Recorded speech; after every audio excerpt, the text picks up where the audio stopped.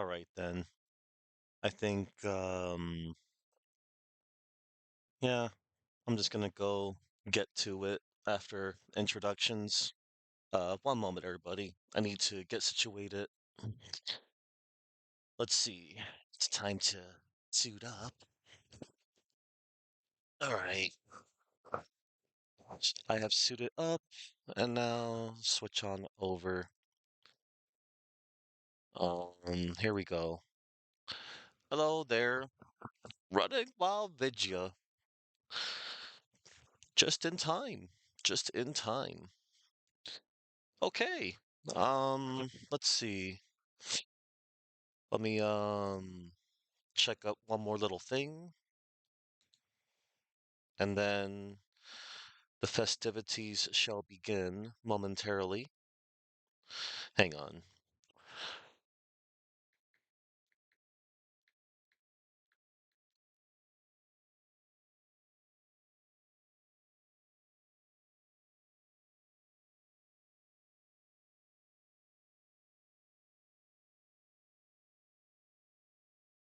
Uno momento.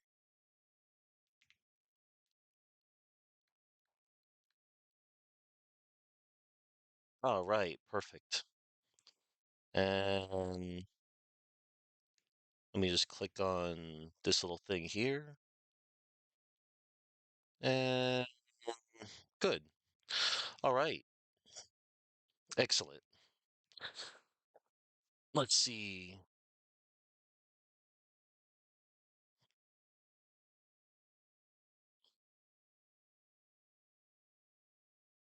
Mm.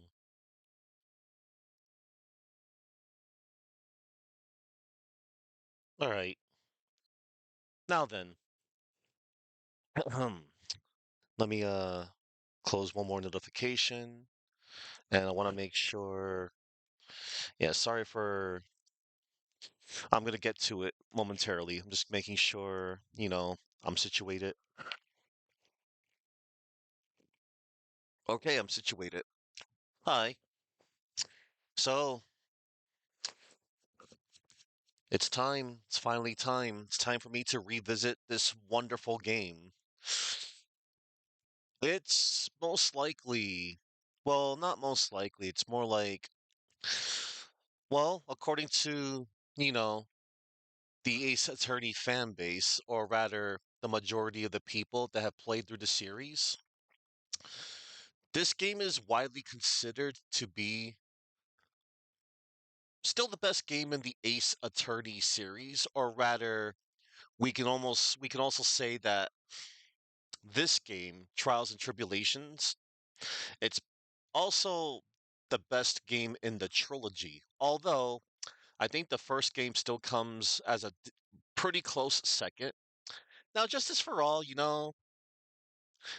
Justice for All, Case 3 be damned, the circus case.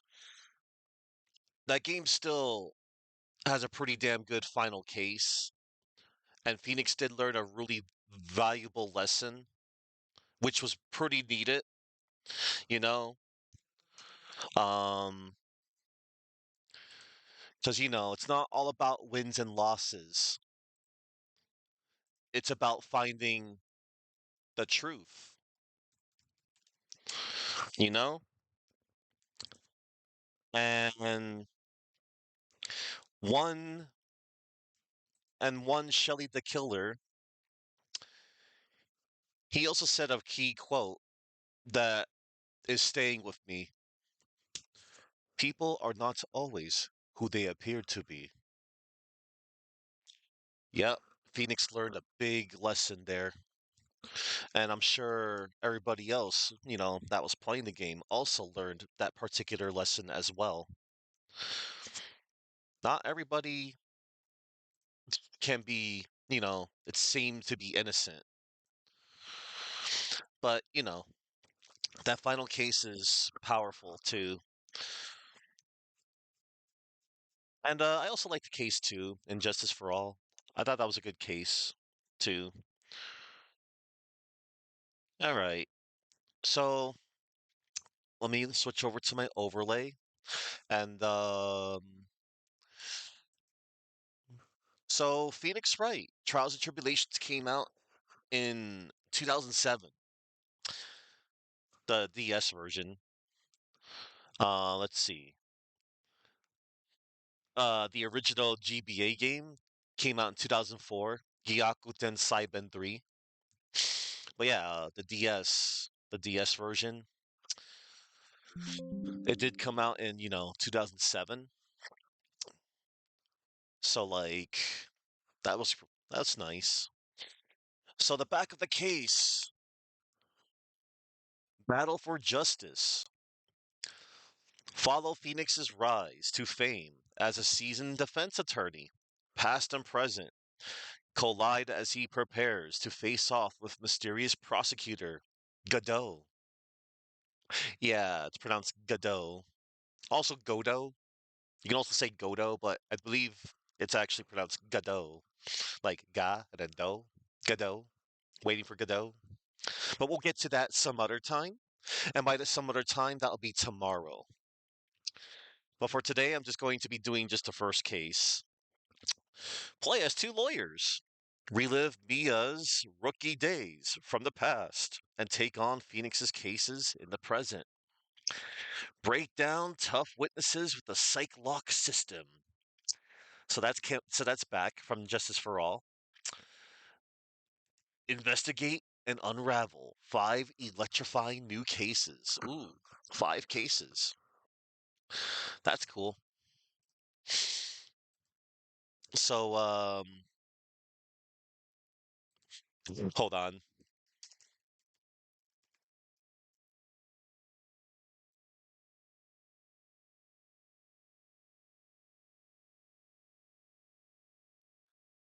I need to get a certain thing. All right. I got the certain thing. Okay, everybody. I'm going to start up momentarily. I won't be long because I'm about to start up right now. That's all I had to say. Okay, here goes. Gonna start up this game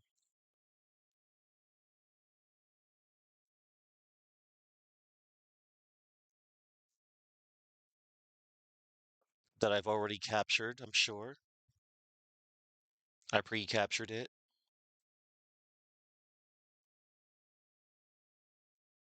Okay, cool, it's captured. Because if I didn't capture the game, what am I doing? I don't know. I still have no idea what I'm doing to this day. I think. When it comes to streaming, anyway. I think I've been doing fine up until this point. Alright. Court is now in session. First and foremost, I have to select new game. And I have to select Trials and Tribulations. Ah, yes. Trials and Tribulations. Trials, as in, you know, um, trials as in taking place in court, and trials as in, going through tests. And the definition for tribulation is a cause of great trouble or suffering. Ooh, that's intense.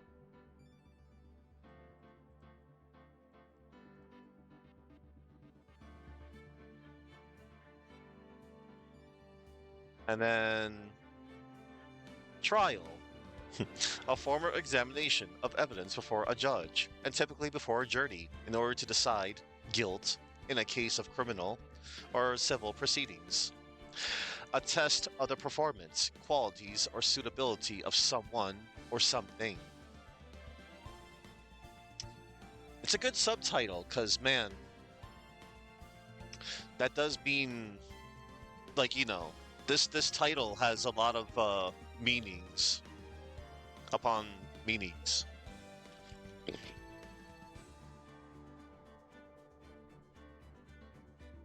All right, we're gonna get to it now.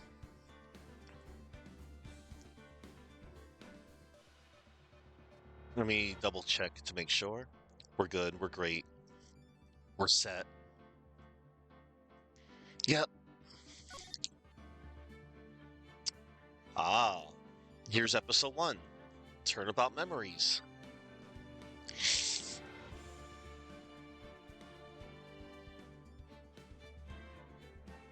And here we go.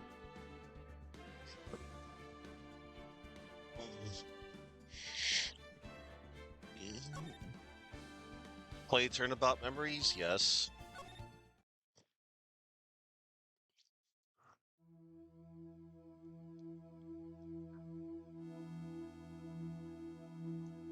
Uh, how did I get into this mess? Uh-oh. Why? Why did I do that?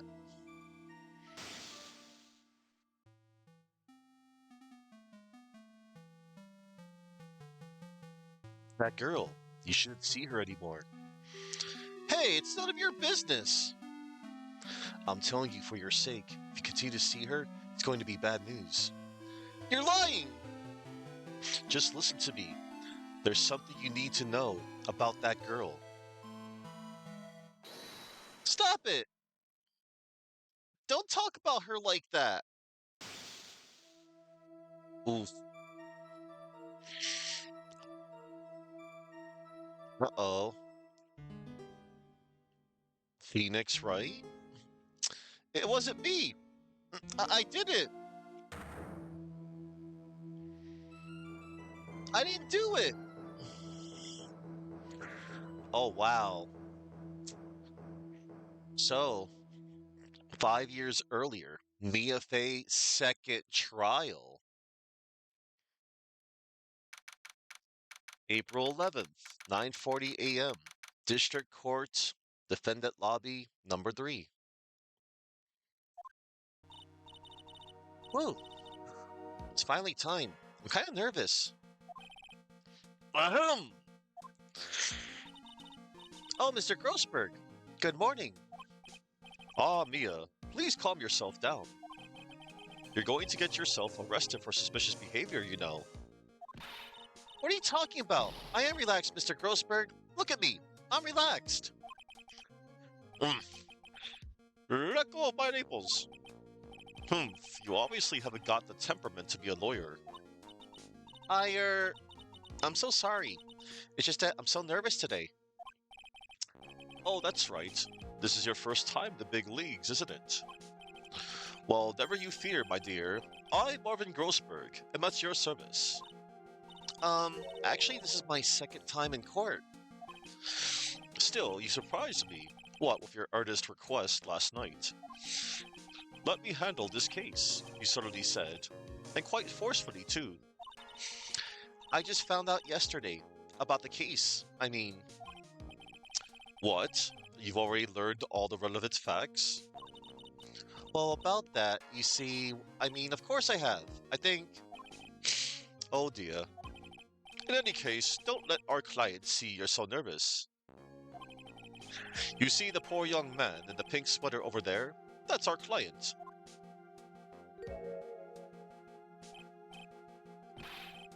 Good morning there, everybody! Good morning. Try to keep smiling, Mia.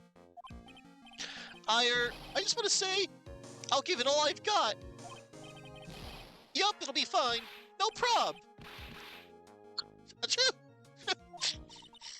Oh, what's wrong? Do you have a cold or something, Mr. Rye? Actually, it's Wright. Like the Flying Brothers. People screw it up all the time. And yes, I have a cold. That's what this mask is for. So, after Faye mistakenly refers to Wright as Rye, he corrects her by saying that his name is Wright, like the Flying Brothers. It's a reference to the Wright brothers, who are credited with inventing and building the world's first successful airplane, and making the first controlled, powered, and sustained heavier-than-air human flight. So that's one little trivia for you. And yes, I have a cold. That's what this mask is for. My doc says this way, I won't give it to anyone else. Be kind to others, he says. Right, Mr. Wright. You have nothing to fear in court today. If you are truly innocent, I promise I will save you. Yeah. Please, let go of my shirt. That's right, he's the one on trial, not you. He's the one who should be nervous. You need to stay strong for your client, Mia. My name is Mia Fey. I'm still pretty new at this lawyer thing. The first time I appeared in court was a year ago. Oh.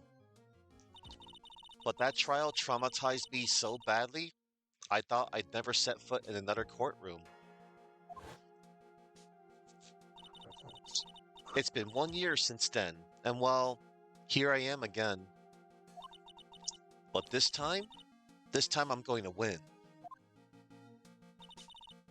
For my client and for myself.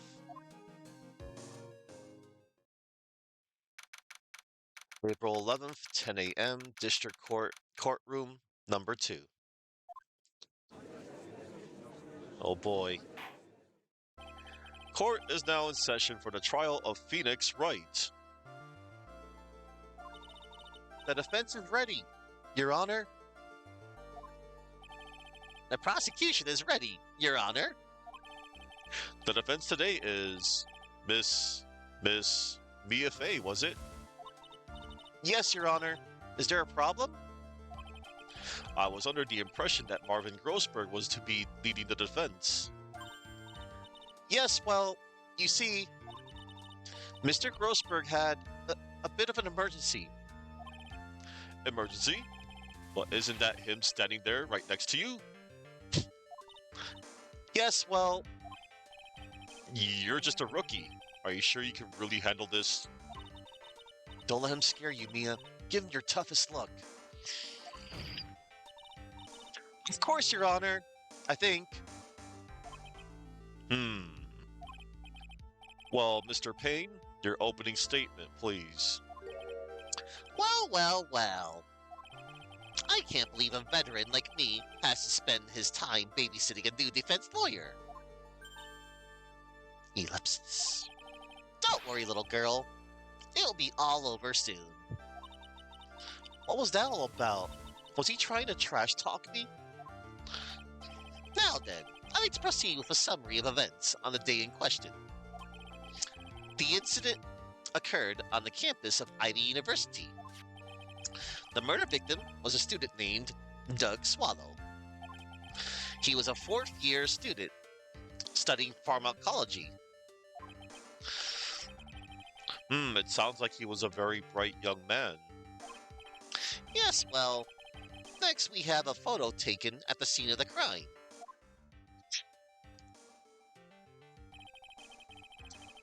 Students discovered the scene shortly after the murder. They found the victim's body. And the defendant, who had obviously bungled his getaway, they then called the police.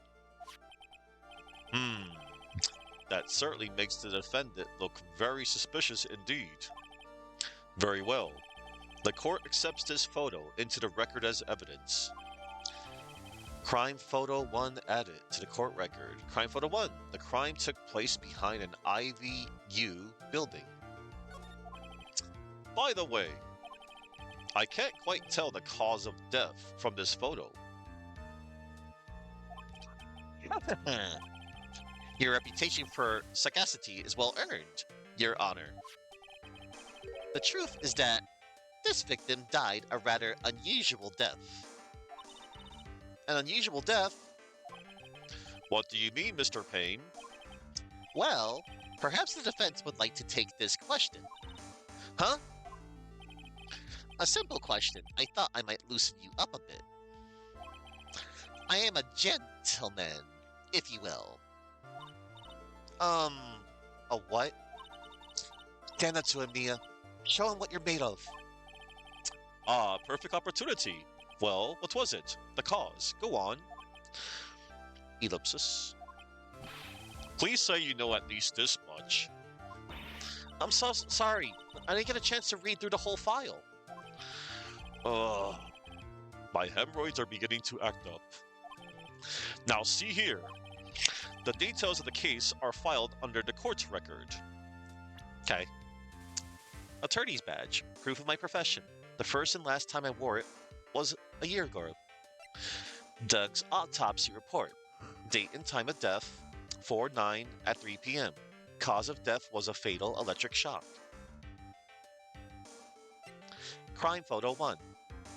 The crime took place behind an IVU building.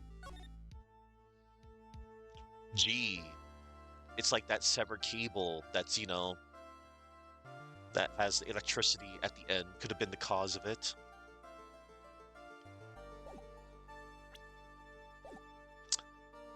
The details of the case are filed under the court record. But you knew that already, didn't you? Ah, the court record. I think I can see that by pressing tab.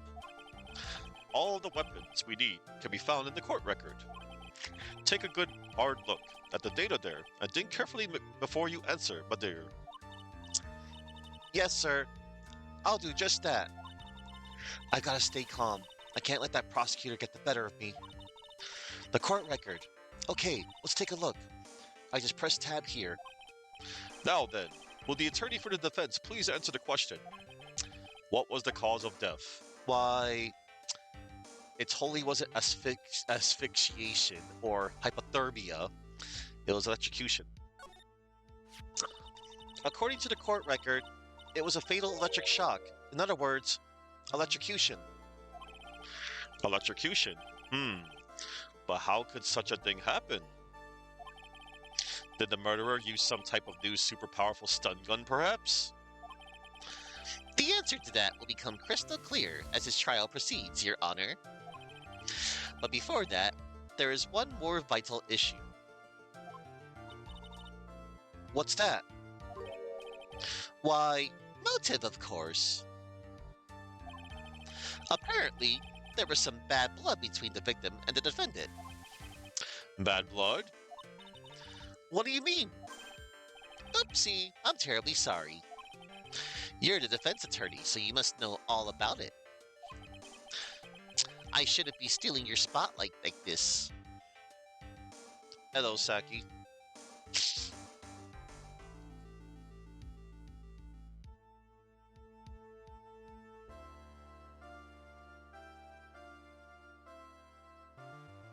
Alright. I shouldn't be stealing your spotlight like this. I really don't like this guy's smug attitude.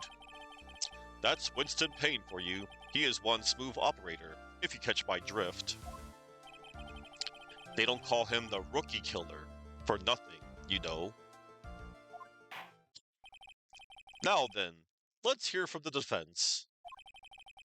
What was the source of the bad blood between the victim and the defendant? And this time, I would like to see some supporting evidence. Evidence? No need to get all worked up over this. As I said, all our weapons can be found in the court's record. Find the evidence you need and then shove it into old Greybeard's face. Yes, sir. Into old Greybeard's face. Mr. Grossberg. Try to set a better example for the young lady. Mia, evidence isn't the only thing in the court record. People's profiles are as well. You can toggle between profiles and evidence with tab, so be sure to go over it all. Now then, let's see what you've got. What was the cause of the bad blood between Phoenix Wright and the victim? Why, you know.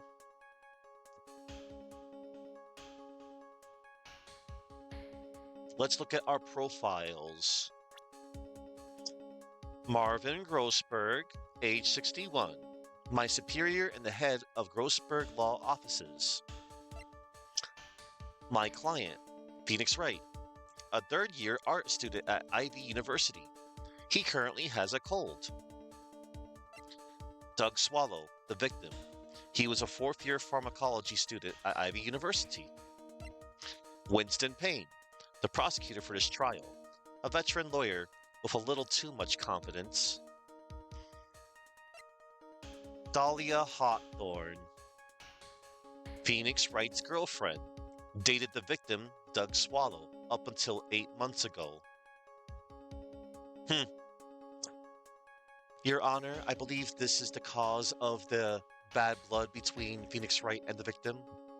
And why, hello there, Rally. I see you.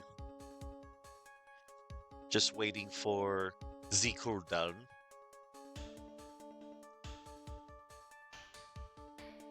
And we're still roughly in the beginning of this case. We are playing as Mia Fey from 5 years earlier. This is apparently her second trial, and she is defending none other than Phoenix Wright. Wow.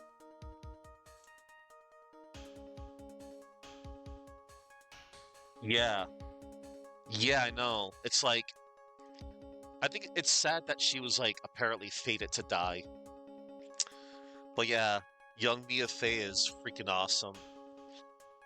But anywho, I will present the evidence. This was the cause of the bad blood between Phoenix Wright and Doug Swallow. The reason for the bad blood between the two of them was this woman here. Dahlia Hawthorne, is it? Very good, Miss Fey. You seem to have picked up on at least this much. This woman is the girlfriend of the defendant, Phoenix Wright. But up until about 8 months ago, she was with the victim, Mr. Swallow. Clearly, she has some clearly she has some part to play in this story.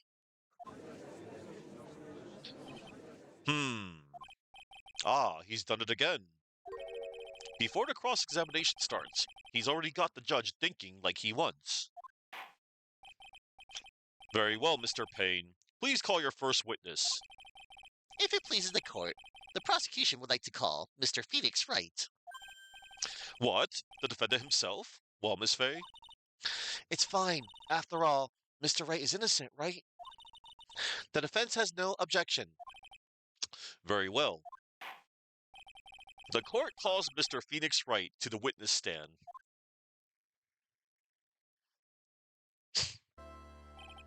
Witness, please state your name and occupation. Oh, yes. My name is Phoenix Wright. My job is, well, right now, I guess I'm a suspect? No. He means, what did you do before you were arrested? Oh, I was a university student. Mr. Wright, you understand that you are suspected in the death of your fellow student, Doug Swallow. But I didn't do it! I'm innocent, I tell you! I'm telling you I was... Will the defendant please refrain from passing on his cold to the rest of us? It seems the witness has something he wants to say. Well then, Mr. Wright. Please tell us about your relation to the victim. Right away, Your Honor. Victim and I. I admit I was there. But I'm not a killer. All I did was find his body. I hardly knew the guy to begin with. I never even talked to that stuck-up British wannabe. Damn. I see. So you hardly knew the victim? Right. Like I said, I'm not a killer. Whoa. It looks like the judge understands. You're being naive, you know. Too naive. Huh? It seems that you've forgotten one small thing, young lady. And that would be? This witness still has to undergo something called cross-examination. Cross-examination? He's right. And it's the defense's duty to carry out the cross-examination. The purpose is to determine if a witness's testimony contains any contradictions. Contradictions? Okay, Rowley. If a witness is lying, their statements will conflict with the court record. But Mr. Wright is my client. Even if he is your client, In court, all lies must be struck down. As a lawyer, that is your duty, you see. What does he mean by that? Is he saying that testimony just now? That there was a lie? A contradiction? Now then, your cross-examination, if you please, Miss Fay. Please, Mr. Wright, tell me you haven't been lying. You wouldn't do that to me, would you? The victim and I. Oh boy. Let's see. I'm just gonna check something. Alright, cool. Um, I I admit I was there. When you say there, you mean the place where the victim was murdered?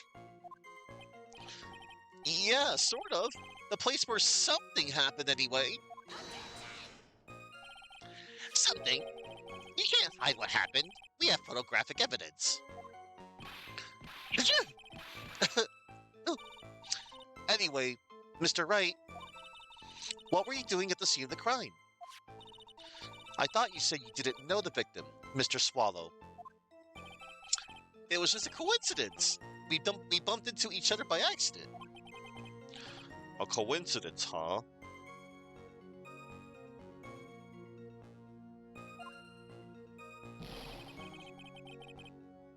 But I'm not a killer. All I did was find his body. You say you found the body? So who called the police? Huh? Um, Unfortunately, it was some other students that notified the police. Other students? That's correct. They were witnesses.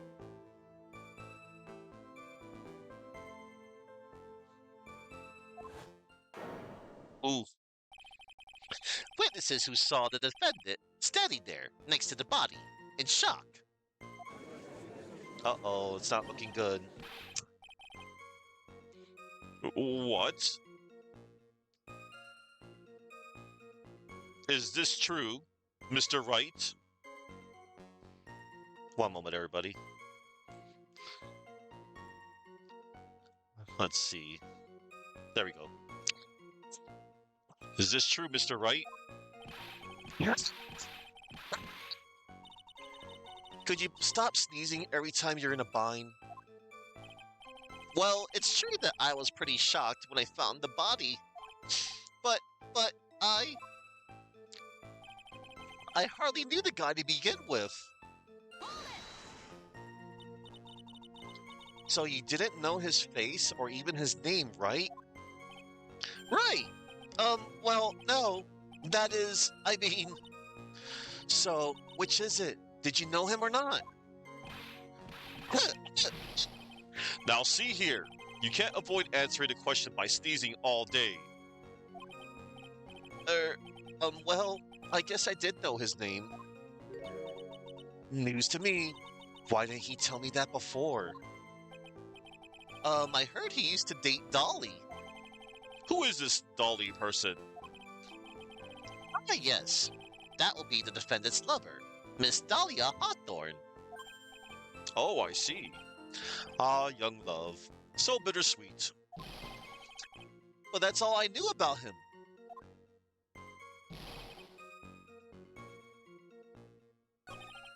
Well, my dear, do you think you can manage on your own from this point? I can handle it myself. 1 year ago, I was in a courtroom just like this. I can do it. I can handle this myself. You mustn't try to bite off more than you can chew, Mia. I'll be fine. I know what I have to do. Remember, you can always press him to get more information. Oh, and one more thing. When you're going to state a contradiction, make sure you present some definitive proof. Okay, Mia, one more time, from the very beginning of his testimony. I never even talked to that stuck-up British wannabe. Mr. Wright, you stated the following in your testimony. I hardly knew the guy to begin with. That's right. I mean, why would I even? But that doesn't sound right. If you hardly knew him, then why would you say that the victim was a stuck-up British wannabe? Ellipsis, ellipsis, ellipsis. Achoo! Well, Mr. Wright. Ah, no, it wasn't me. I'm not a killer. I swear. Mr. Wright, I will give you an opportunity to revise your testimony. How is it that you knew the victim was, as you put it, a British wannabe? Yes, well, he was always walking around with a huge Union Jack on the back of his shirt. Oh, interesting. Let's press on that. Did you see it at the crime scene? The Union Jack, I mean. Yes, that's right. I saw it at the crime scene. That's why I figure he must love British stuff. See? It's true. Cross my heart. I swear I didn't do it. He's acting fishier than the salmon I ate last night. May I ask you something, Miss Fay? Yes, Your Honor? What is it now? Who is this person anyway, this Union Jack fellow? Ellipsis. The Union Jack is the name of the United Kingdom's flag. Oh, I see. So you mean like the stars and stripes, right? As usual, Your Honor, your insight astounds me. Hey, something just occurred to me. Isn't there something strange about this bit just now? Mia, there is a contradiction here. Mr. Grossberg. Quickly now, show that boy you mean business, with evidence, I mean. Okay, Mia, check the court record carefully. Well, my dear, do you think you can manage on your own from this point? Yeah.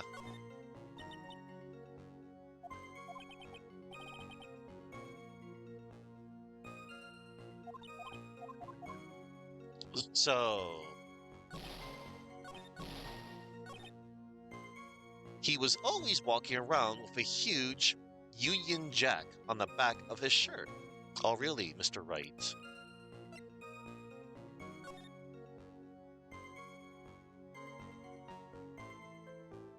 Well, according to this crime photo, he is not wearing the Union Jack on the back of his shirt slash jacket. Oh, Phoenix. Here goes. Are you certain you saw the Union Jack? Yeah, I'm sure. It was right there on his back. Miss Fay, is there some point to this line of questioning? Your Honor, please take another look at the crime scene photo.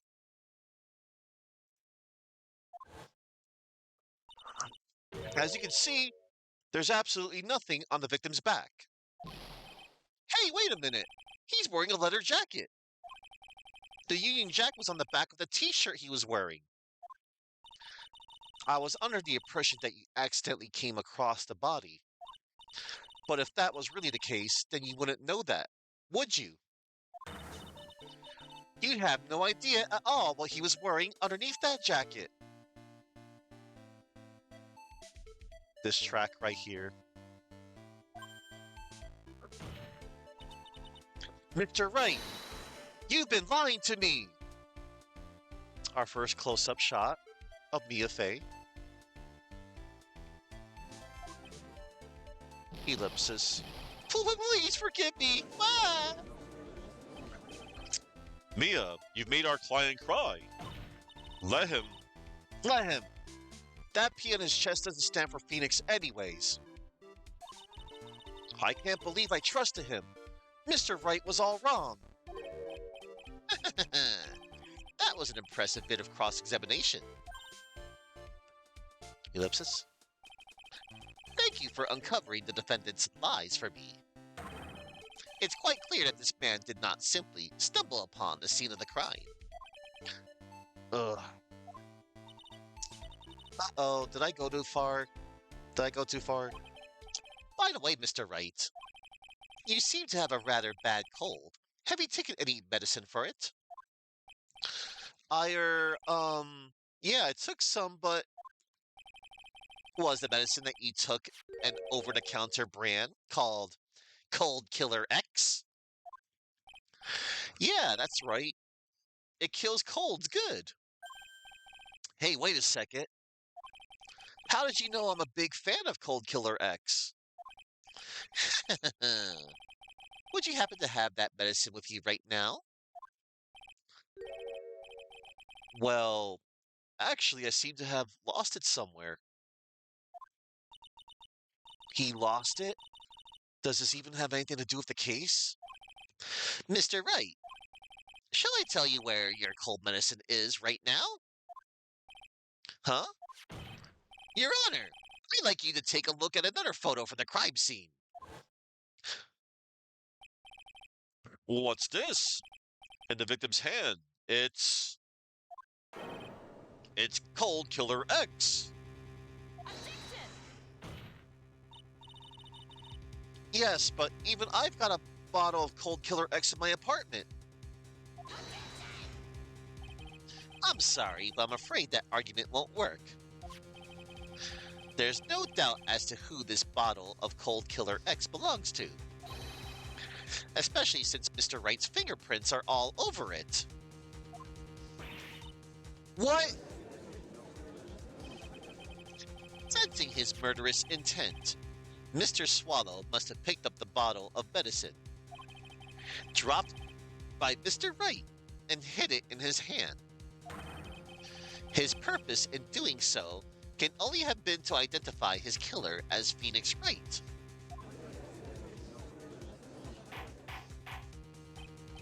Order! Order in the court! Your Honor, I present this photo and bottle as evidence. Very well. The court will accept them into the record. Crime photo 2. The victim's watch stopped at the time of death. Cold Killer X. Found clutched in the victim's hand, covered in Wright's fingerprints. Also, the victim's wristwatch was broken. Let's take a look.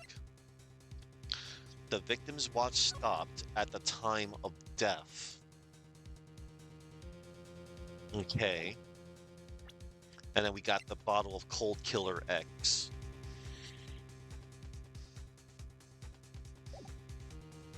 Also, the victim's wristwatch was broken. Broken? Yes, it ceased functioning when a large wave of electricity passed through it. Well, Mr. Wright, do you have some kind of explanation for all of this? This is really bad. Oh, my buttocks. My poor, poor hemorrhoids. Witness testimony. What really happened?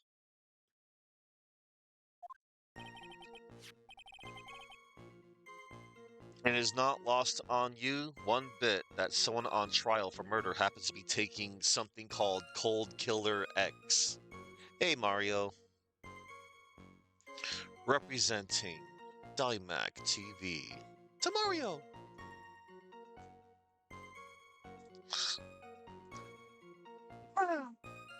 The truth is, I went because he called me. He was in the pharmacology department, so we agreed to meet at 2:45 p.m. that behind that building. We talked for a bit, and then at around 3 o'clock, we split up. Then later, when I went back, I found him lying there. I'd been taking Cold Killer X for the last 2 or 3 days. That's good, man. Prep that meal. Well, I lost my bottle of it around lunchtime on the day of the accident.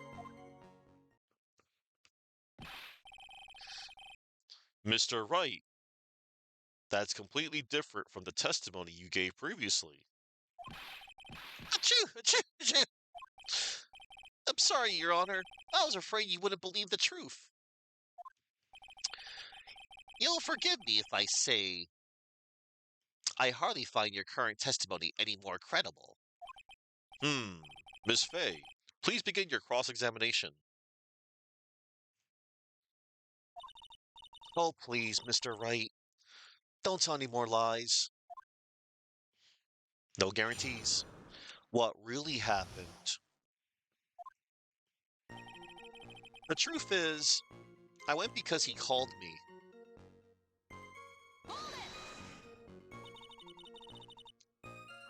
Had you ever met the victim before then?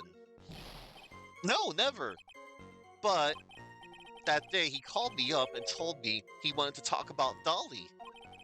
And this Dolly person is? My, it's kind of embarrassing. She's my, sweetheart. Oomph. What was that for, Mia? Oh, I'm so sorry. I just felt like slapping something all of a sudden. Dahlia Hawthorne was also the lover of the murder victim, Doug Swallow. Before she met Mr. Wright, that is. Hmm. So it was one of those nasty love triangles, I see. We talked for a bit, and then around 3 o'clock, we split up. So, what was it you were talking about? You know, what? That maybe we should hang out again sometime. Hang out again sometime? I wish that were true. Then later, when I went back, I found him lying there.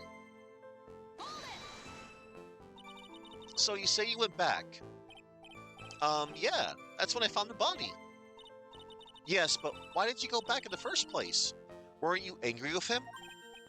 Well, that's right, I was... Ellipsis. Then why, Mr. Wright? Why didn't you go back there? Ellipsis. I thought maybe we could make up. Ellipsis. Ellipsis. Ellipsis. Ellipsis. Judging by the atmosphere, I'm pretty sure no one is buying this. I've been taking Cold Killer X for the last 2 or 3 days. It's rather unusual to catch a cold this time of the year, isn't it? Yeah, I always get a little careless when the weather starts to warm up. I guess I shouldn't sleep with the window open this early in spring, huh? I suppose common sense is not always common. So, did anyone else know that you were taking cold medicine? Well, I always took one after meals, so I'm pretty sure all my friends knew about it. But I lost my bottle of it around lunchtime on the day of the accident.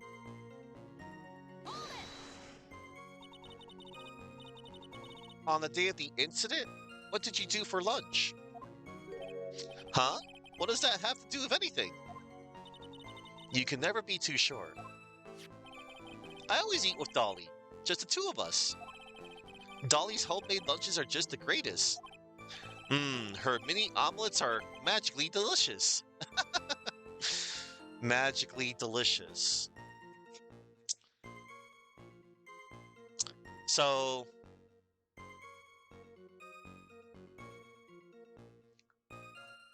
that's a reference to the catchphrase of the Lucky Charms cereal brand. Frosted Lucky Charms, they're magically delicious.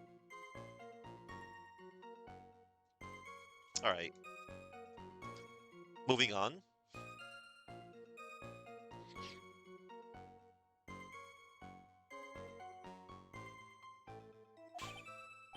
No! Why did you punch me in the jaw? Oh, I'm sorry. I just felt like hurting someone all of a sudden. Hello, Chuck. I'm currently defending Phoenix Wright. He is accused of murder. Yes, that Phoenix Wright. Well, Mia? I don't know. I can't seem to find any contradictions. The boy isn't exactly what I call a natural-born liar, you know. But still, we can't have him continue to spout nonsense. I know, but what can I do? Well, I'm certain he well, I'm certain he must still be hiding something. Information. Right now it's information we need more than anything else.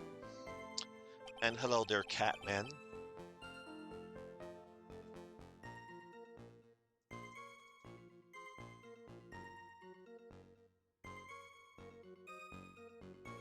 Hmm. Oh, interesting. Well, looks like he's on.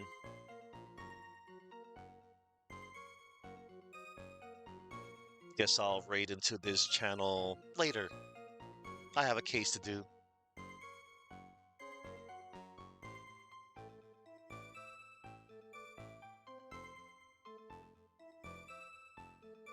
Hmm. I wonder what he's up to today. Just looking at something.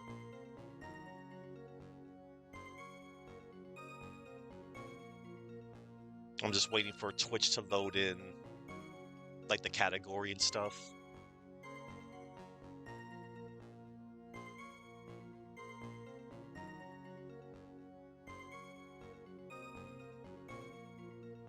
Oh wow, SNES Sunday. That's cool, I guess. Eh, yeah, I am. He was in the pharmacology department, so we agreed to meet at 2:45 behind that building.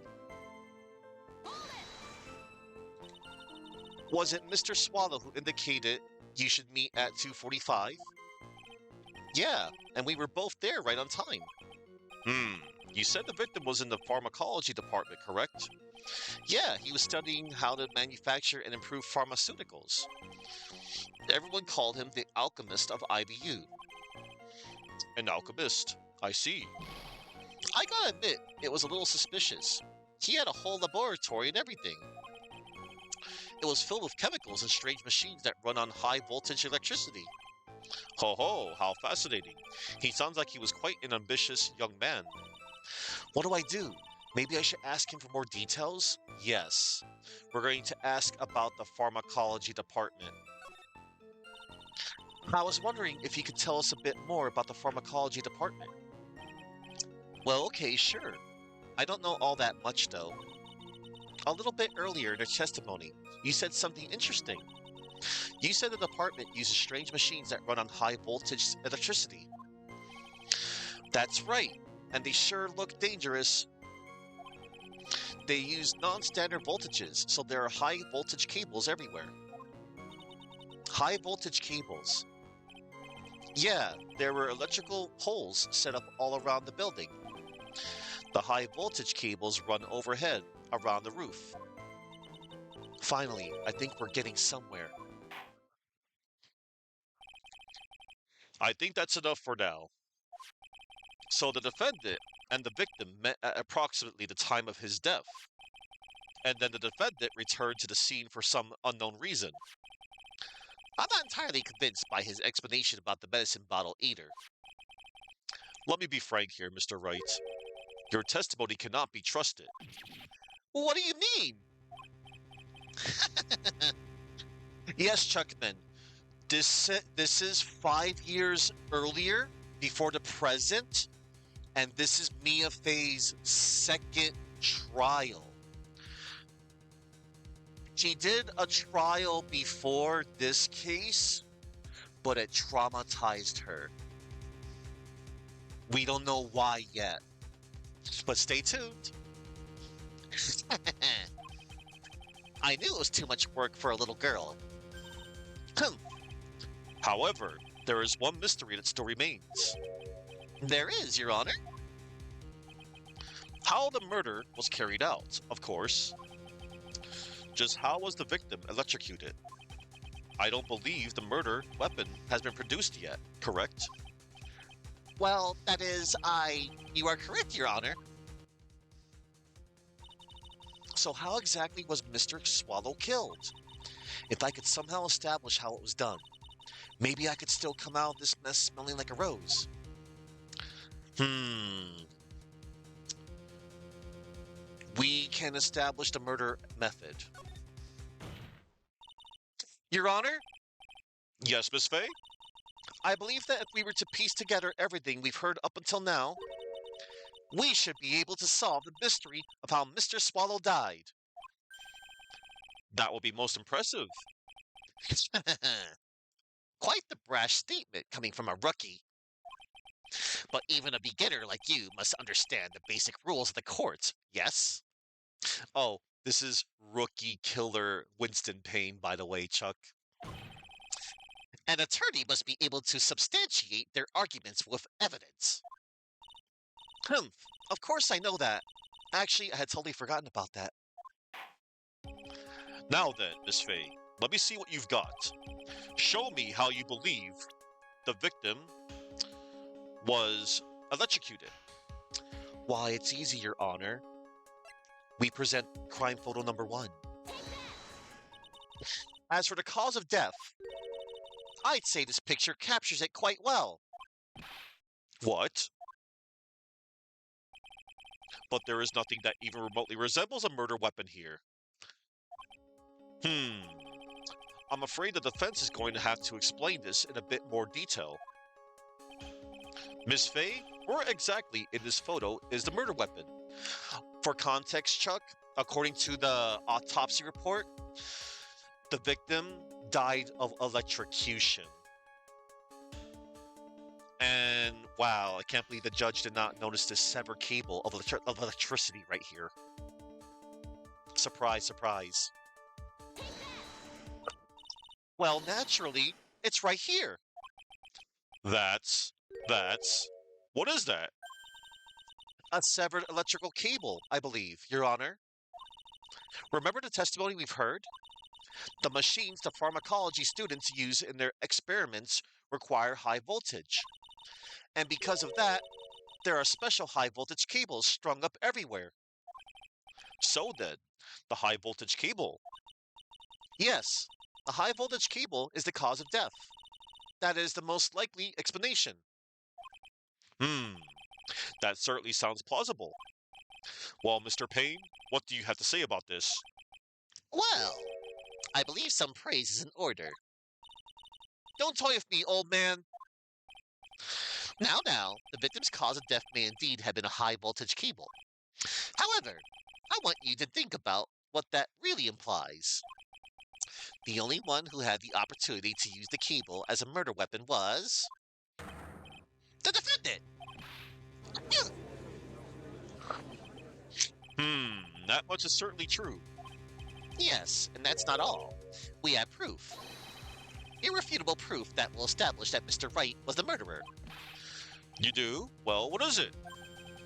His fingerprints. Fingerprints? You mean that the defendant's fingerprints were on something besides a medicine bottle? Let's take another look at the crime scene photo. As you can see, the victim is wearing a leather jacket. And as you may know, leather holds fingerprints quite well. Ah, you mean... Yes, it was quite clearly imprinted on the chest area of the victim's jacket. The palm print of the defendant's very own hand. What? I can only think of one way Mr. Wright could have left a print like that. Intent on murder. He squarely pushed the victim towards the severed electrical cable. Order! Order! Order! That's enough! I think we can conclude that there is no reason to continue with this cross-examination. Stick a fork in us, we're done. Mr. Grossberg! My hemorrhoids never lie. The show is over, Mia. I knew that boy was guilty the first time I saw him. No, you're wrong. Mr. Wright is innocent. No further evidence is required to convince me of this man's guilt. Your Honor? At this time, I'm prepared to render a verdict in this case.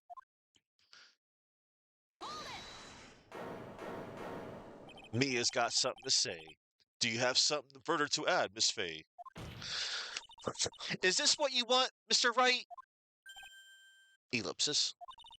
You still haven't told us the truth. The whole truth. If you don't say something now, the judge is going to hand down his verdict. But I can't. I just can't say it. If I told you what really happened, then I'd be. It's okay, Mr. Wright. I'm your attorney. You can trust me. This theme from the second game. Miss Faye, no matter what it is you have to say, I believe in you, and I'll represent you to the very end. Ellipsis. We've already established the defendant's guilt. There's no further need for him to say anything. Wait a minute. Mr. Wright, I'll tell you what really happened. But I've already told you, Mr. Wright. There's no need for further. I did it. I admit it. I pushed him. It's my fault. My fault that dog Swallow is dead.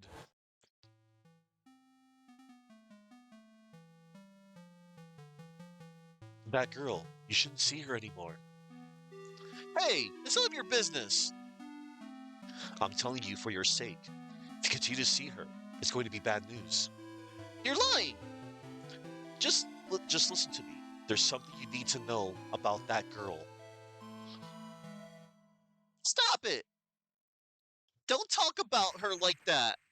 Oh, wow.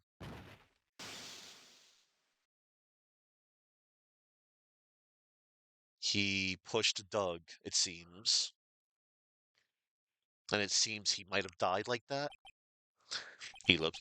What you just said? Was that the truth?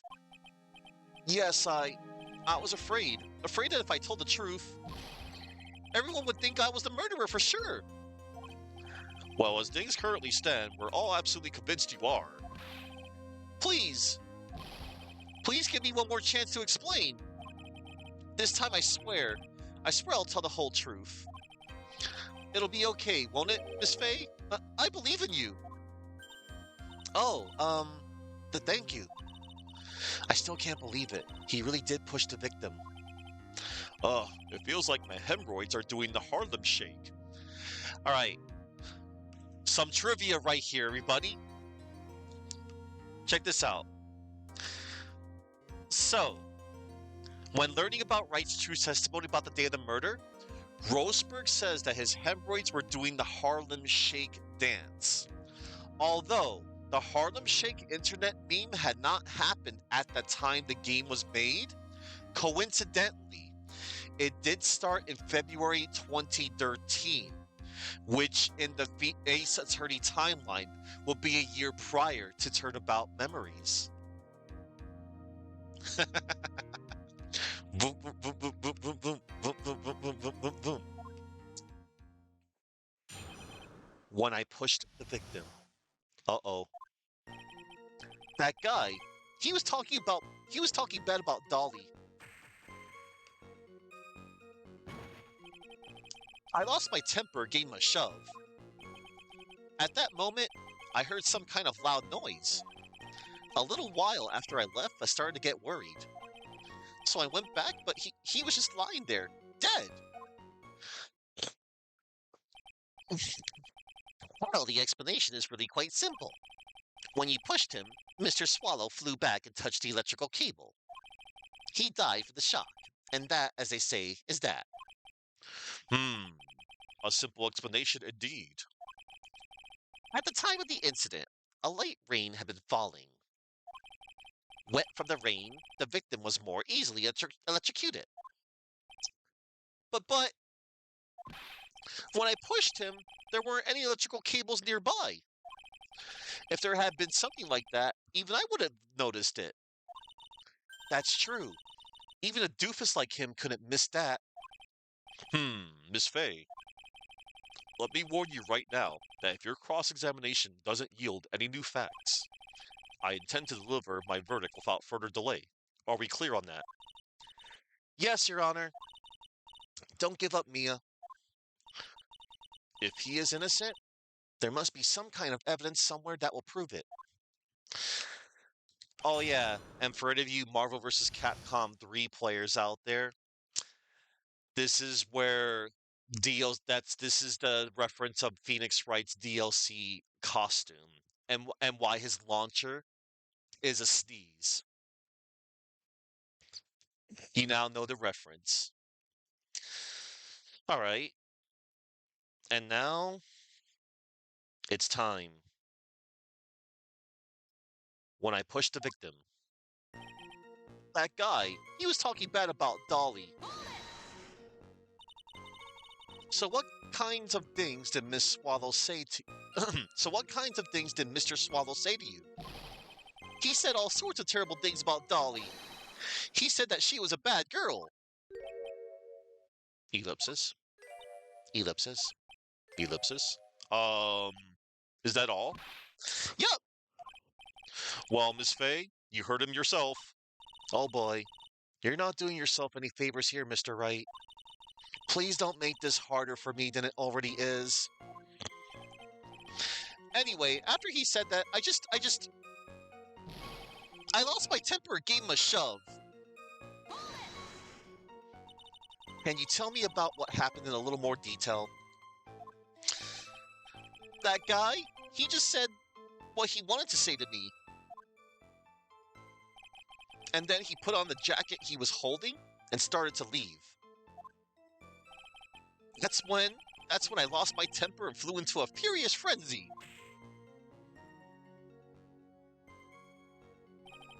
I just gave him a light, gentle shove to the chest.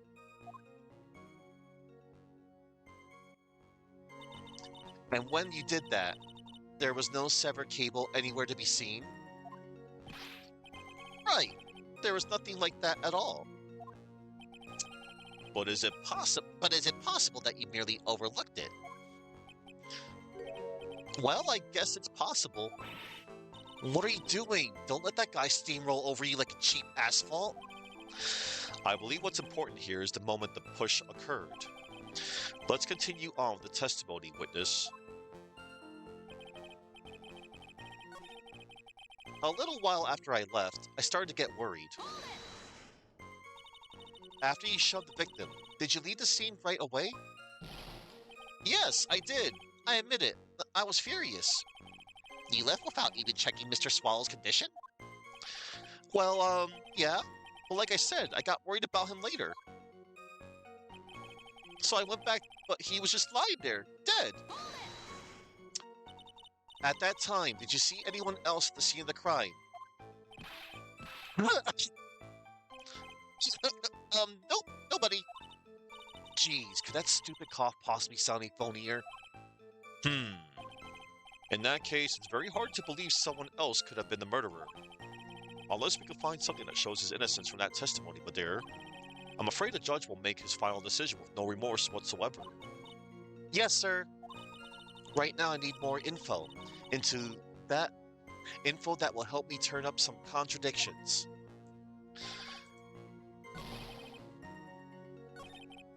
At that moment, I heard some kind of loud noise. A loud noise. And what would you say that loud noise was, Mr. Wright? I'm not sure, but it was really loud. It was like, snap! You know, come to think of it, I wonder what that was. Clearly, Your Honor, it was the sound of the victim being electrocuted. You're not qualified to decide that. What should I do? I'm treading on some dangerous ground here. Ask for more details. Mr. Wright, that loud noise you heard may be extremely important. So try to remember what it was. How do I put it? It was like a sharp crack. Aha! Could it have been? Yes, could it have been? Hurry up and tell us! When I pushed him, he dropped the umbrella he was holding.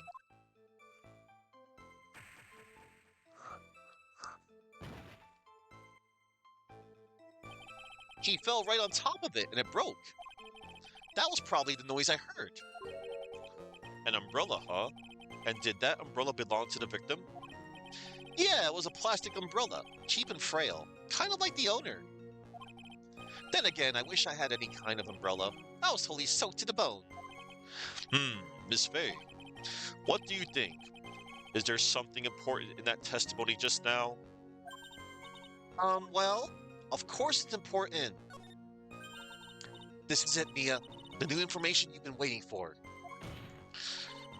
Of course it's important. No, this cheap umbrella is more than important. It's vital. Oh, one moment.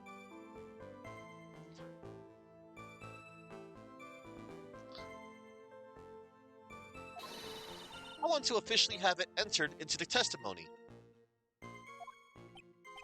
Yeah, how perfectly fitting. Flimsy information for a flimsy lawyer. The court agrees to the defense's request.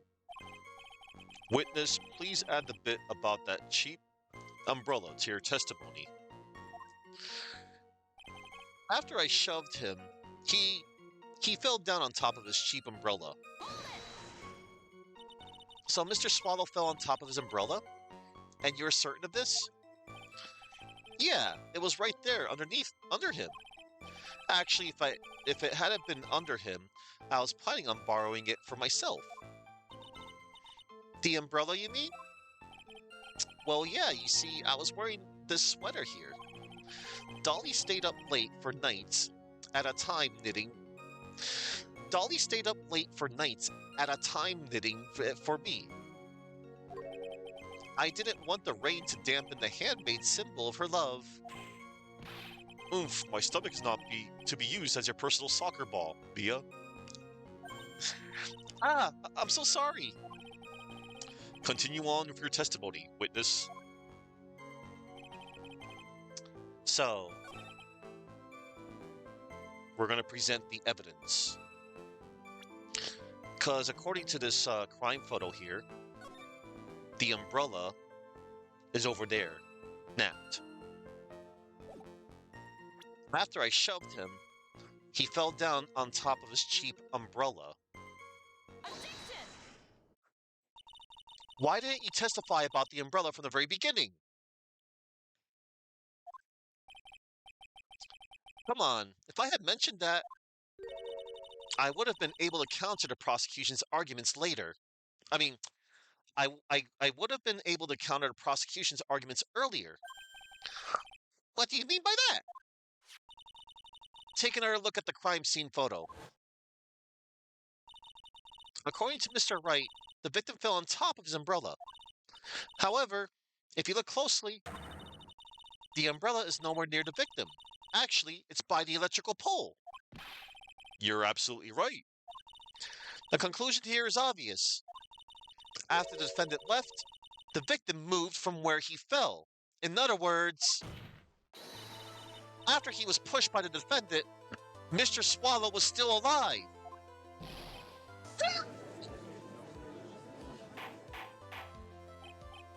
Order, order, order! The victim, he moved? Mr. Payne, the umbrella in this photo, where is it now? Well, it was collected by the police at the crime scene. I want to present it as evidence immediately. Umbrella, owned by the victim, found broken near an electrical pole at the crime scene. But the umbrella could have simply been blown there by the wind. According to the testimony, the victim fell on top of the umbrella. There's simply no way it could have been blown there by the wind.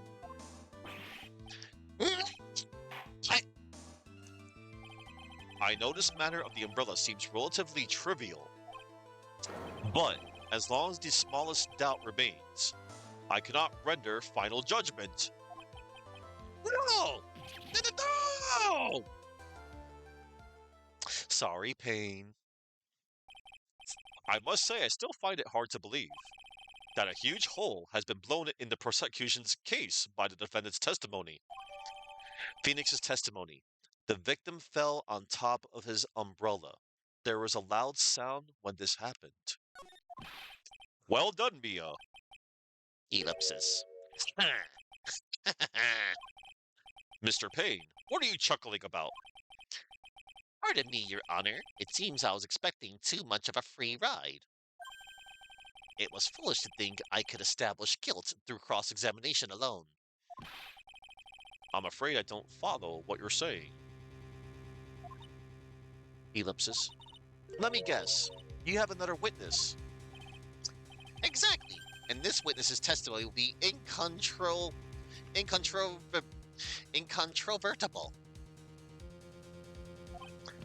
Well, who is this witness? Miss Dahlia Hawthorne. Dahlia Hawthorne? You don't mean Dolly? I do, Your Honor. The defendant's very own lover is a witness to the whole thing. That's right. She was at the scene of the crime when the murder took place. What? I'm sorry to break the bad news to you, my dear. Ellipsis. Bad news? You couldn't be more wrong. Actually, I've been waiting for this. Mia's been waiting for this. You can't be serious. Mia, what do you mean by that?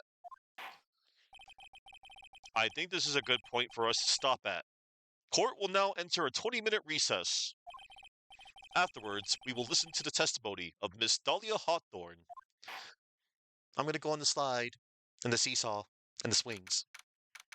April 11th, 11:52 a.m., District Court, Defendant Lobby, number 3. Miss Faye, I'm sorry about what happened back there. It's all right. At least you told us the truth in the end, Mr. Wright.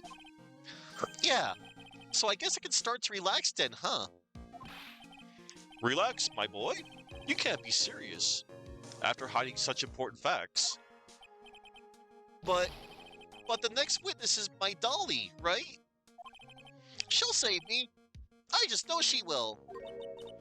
Why do you think that? Huh? What do you mean? She's the love of my life, that's why. The love of your life, huh? Would you mind telling me more about you and Miss Dahlia Hawthorne? Sure, no problem. Dolly and we first met about 8 months ago, right here in this very courthouse. Actually, I'm studying to be a lawyer, on the side, anyway. One day, she and I just bumped into each other, in the reading room downstairs. That's why I really think it was fate that brought us together. As soon as I first set eyes on her, I knew she was the one for me. Oh, here, take a look at this. Ellipsis. She gave this to me the day we met as a symbol of our love. She had been wearing it around her neck that day, but then she took it off, but before she gave it to me, she said, I want you to carry this. So she gave it to you as a present, I see. This darling little bottle is filled with memories of my darling little Dolly. It certainly is a little bottle, all right. It makes me so happy. I show it to everyone I meet. I want to share my happiness with the whole world. Dahlia's present. A small bottle necklace given to Wright on the day they met. He shows it to everyone. Yeah, Mario, there is. Anyway, so after that, you and Miss Hawthorne started dating? Yeah, but she's so shy. Every time I see her, she always says the same thing to me. Please give it back now. What a strange girl, asking for a present back like that. By the way, Mr. Wright, the day you first met Dahlia Hawthorne 8 months ago, it would have happened to have been on August 27th, would it? Huh? Yeah, it was. But how did you... This happened on August 27th, right here in this courthouse. What's this, a newspaper clipping? Let's see. Murder in the courthouse? Murder? What are you reading there? Let me see that. Oh, I see. Mia, I think I understand what you're trying to say. And I think I understand why you suddenly took such a keen interest in this case. You believe there is some connection between these two cases. Am I correct? Newspaper clipping added to the court record. An article from August 28th, almost 8 months ago. I hope you don't mind. I hope you don't mind, Mr. Grossberg.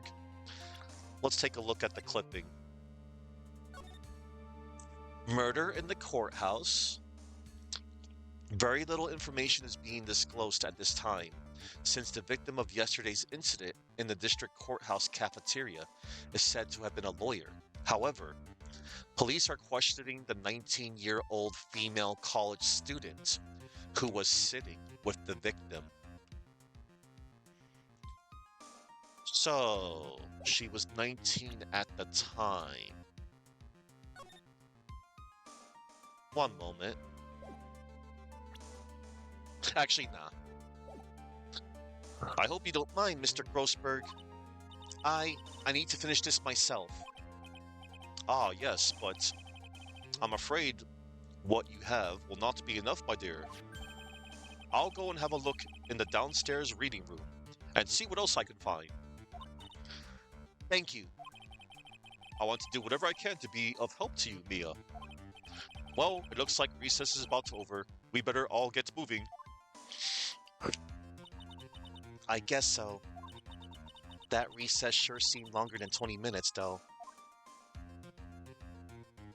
To be continued. We're going to the second and final part of case 1. Yeah, this is longer than the first 2 cases combined, I feel. All right, let's save over this one. The first 2 cases from the first 2 games I'm talking about.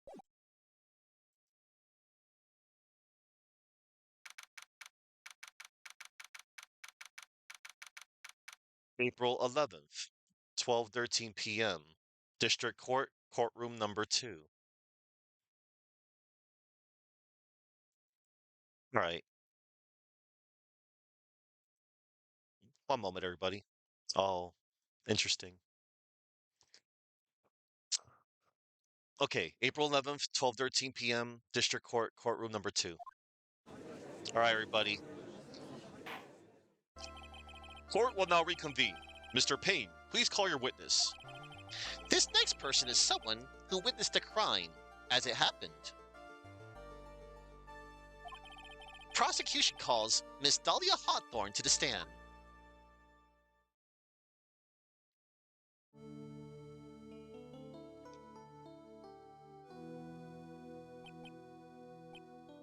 Ellipses, ellipses. What's with this stiff silence? In my long career as a judge, I have been deceived by many witnesses. It's my job to doubt, to take no one at their word. But in your case, I must admit that you radiate a glow of complete sincerity. I can't believe he actually said that. Oh, now then, witness, could you please state your full name? I, Don't worry, sweetie. There's no need to be nervous. If anyone says anything rude, you can be sure I'll cut them right down to size. And I will bash them with my gavel. I love how they look straight at me when they say that. Thank you for calming my nerves. You are all so nice. I almost feel right at home. Not at all. It was nothing. If we may move on now, what is your full name and occupation? My name is Dahlia Hawthorne. I'm a junior in literature at Ivy University. I just want to say, it's an honor for me to be here in your noble presence. The honor is all mine. No, the honor is all mine. Well, We know whose milkshake brings all the boys to the yard. Here's another trivia here. So,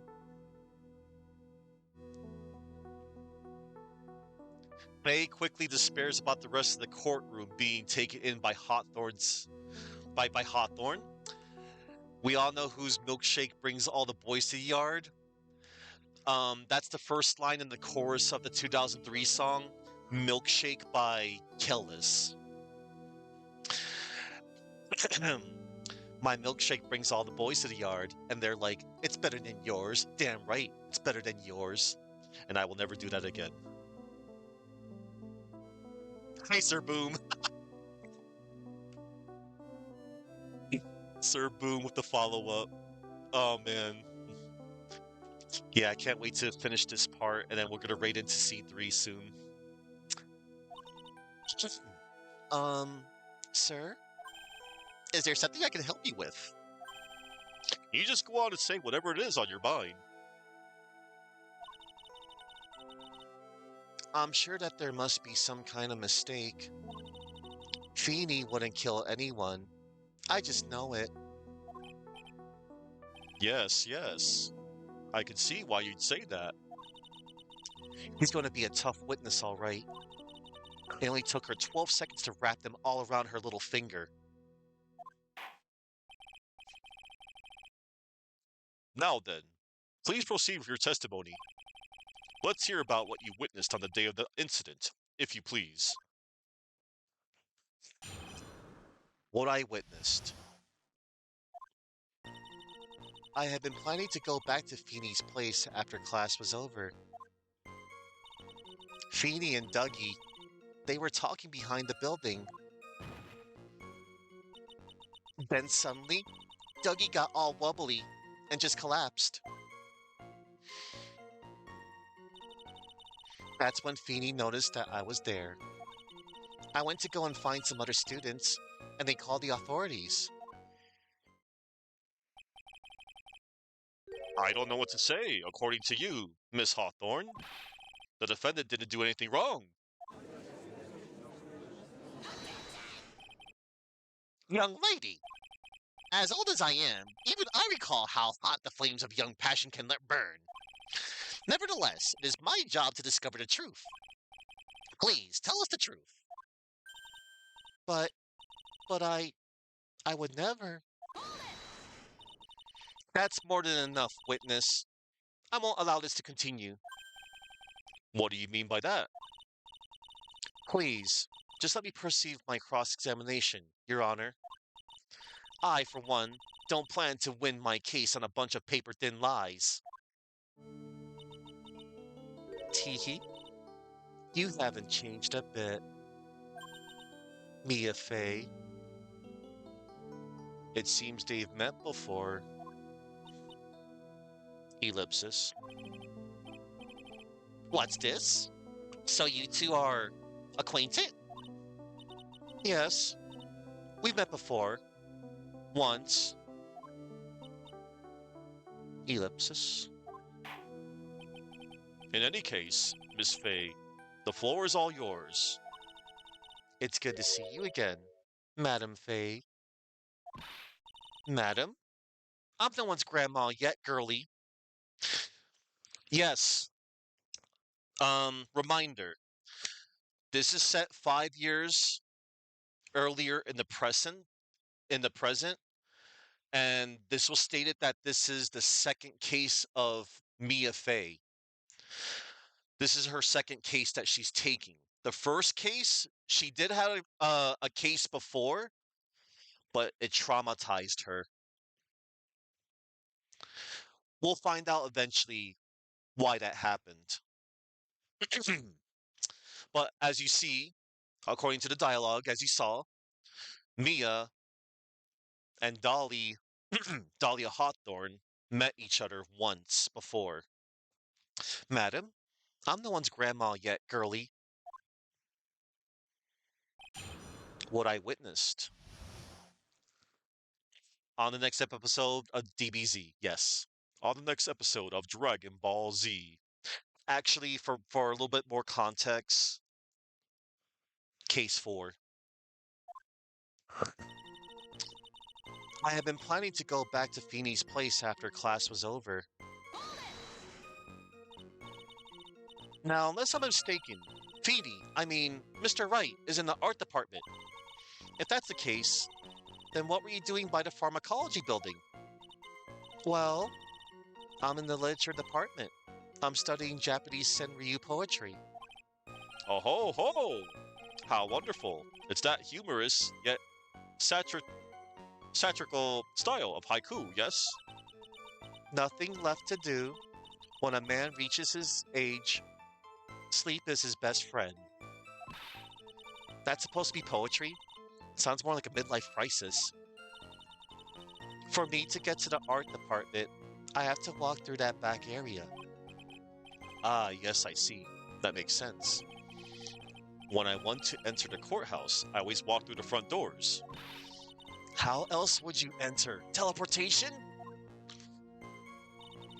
Feeny and Dougie, they were talking behind the building. So who is this Dougie person? Oh, I'm sorry. Doug Swallow. We were dating until about 8 months ago. So what were Dougie, Mr. Swallow, and Mr. Wright talking about anyway? Ellipsis. How can you be so mean?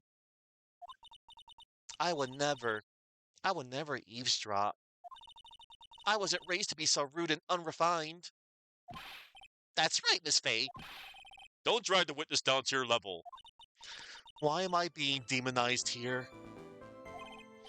Please go on. What did you see next? That's when Feeny noticed that I was there. And what did Mr. Wright say when he saw you?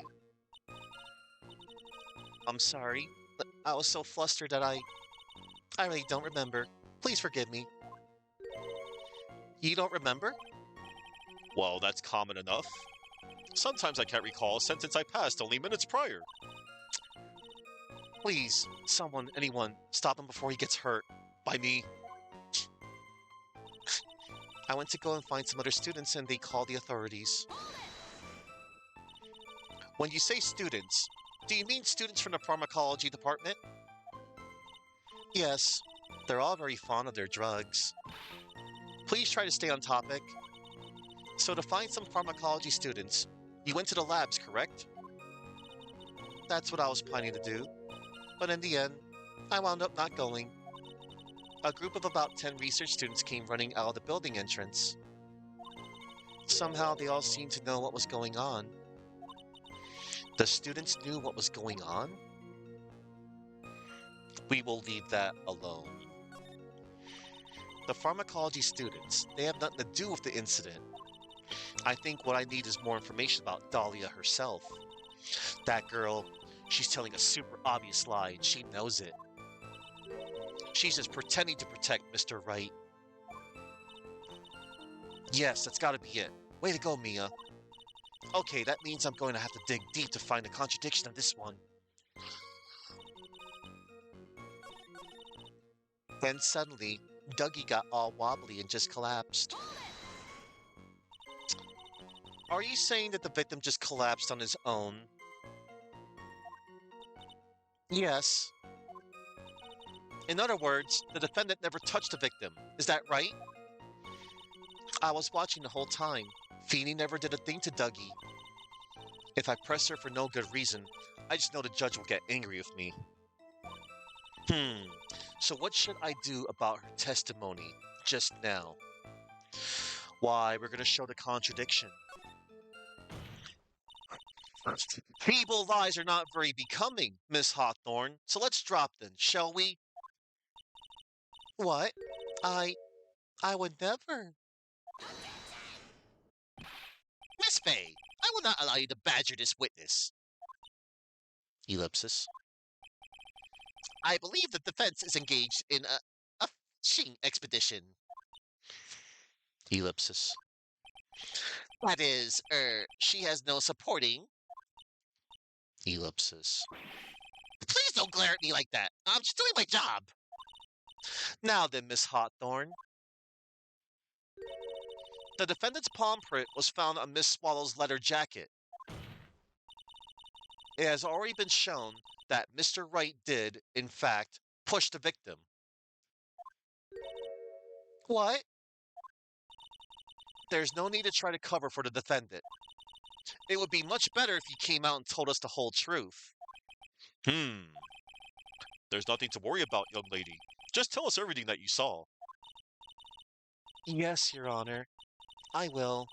If you don't mind, I'd like to revise my testimony. Looks like we're finally getting somewhere. Actually, I didn't see the moment he pushed Dougie. You didn't see it? Well, I saw the moment when Dougie fell to the ground.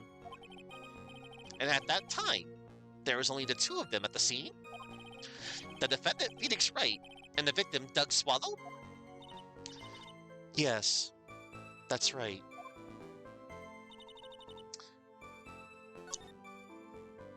You didn't see the moment he pushed Dougie, you say? Dahlia Hawthorne? Oh, my bad. I was going to present the evidence. Because that's the contradiction right there. We present Phoenix's testimony.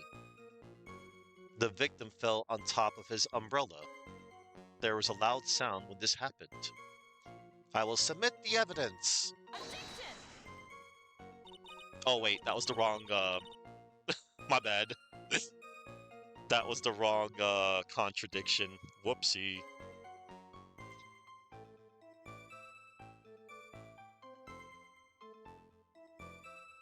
Your Honor, that statement contradicts this evidence. In what way? I'm not sure I understand. Actually, I don't quite get it either. My bad. Well, make sure you do before you speak out again. Ah, he's mad at me now, but you can't give up yet, Mia. Yeah. My bad, people.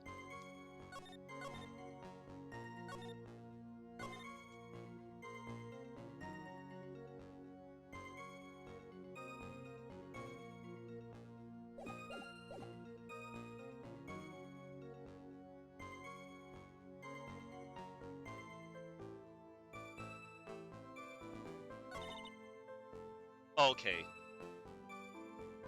It didn't look like they were fighting, and I didn't hear anything unusual either. Yeah, it was this part right here. It was this contradiction. It didn't look like they were fighting. Yeah, it was the fourth statement. You say you didn't hear anything unusual. Is that correct? Yes. That's why I was very relaxed, looking at the scenery around me. It's nice, but I find that just a little odd. I have here the testimony of your boyfriend, Mr. Phoenix Wright, and he clearly testified to the effect that when he pushed the victim, he heard a sharp, loud noise. He said that? If you were really that close to the two of them, why didn't you hear this noise as well? Well, maybe the noise just wasn't all that memorable. But according to Mr. Wright's testimony, it was a sharp noise like a snap. There's no way a noise like that could fail to make an impression.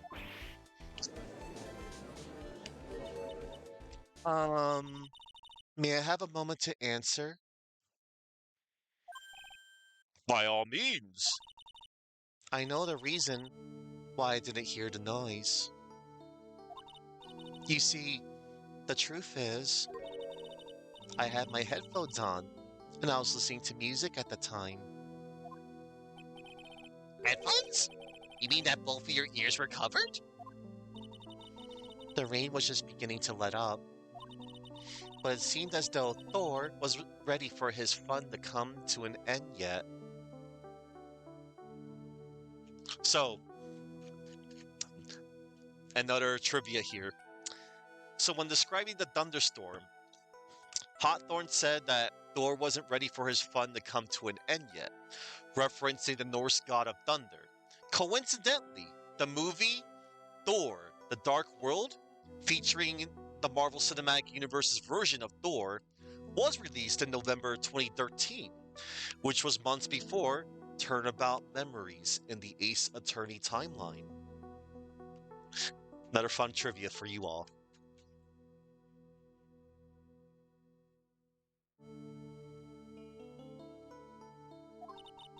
So the sky continued to flash and rumble. Thunder and lightning, huh? Yes, I'm afraid of the sound of thunder, so I put my headphones on to block it out. Well, Your Honor, as you can see, there weren't any contradictions in her testimony after all. Hmm. Wait a sec. Mia, that testimony just now. She said something that could totally change this whole case. There was lightning, actually. Your Honor, there is a problem with the witness's testimony. What do you mean? Didn't she notice? She said there was lightning, correct? Yes, what about it? Well, lightning is actually a large discharge of electricity in the atmosphere. Am I right? Now is not the time for a science lesson, Miss Fay. Yes, Your Honor. Anyway, since the cause of death was electrocution, isn't it possible that the victim died from being hit by a bolt of lightning? Ah.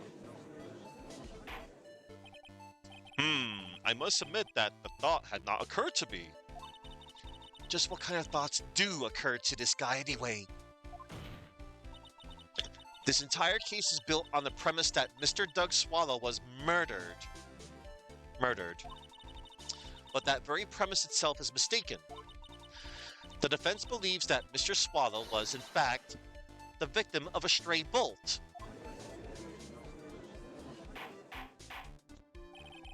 It appears the defense may be onto something. Could it be that the death was actually accidental?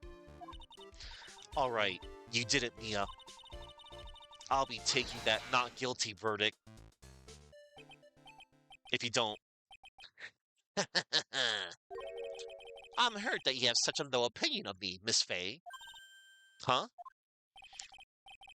I'm not a fool, you know. The prosecution has done its research, Your Honor.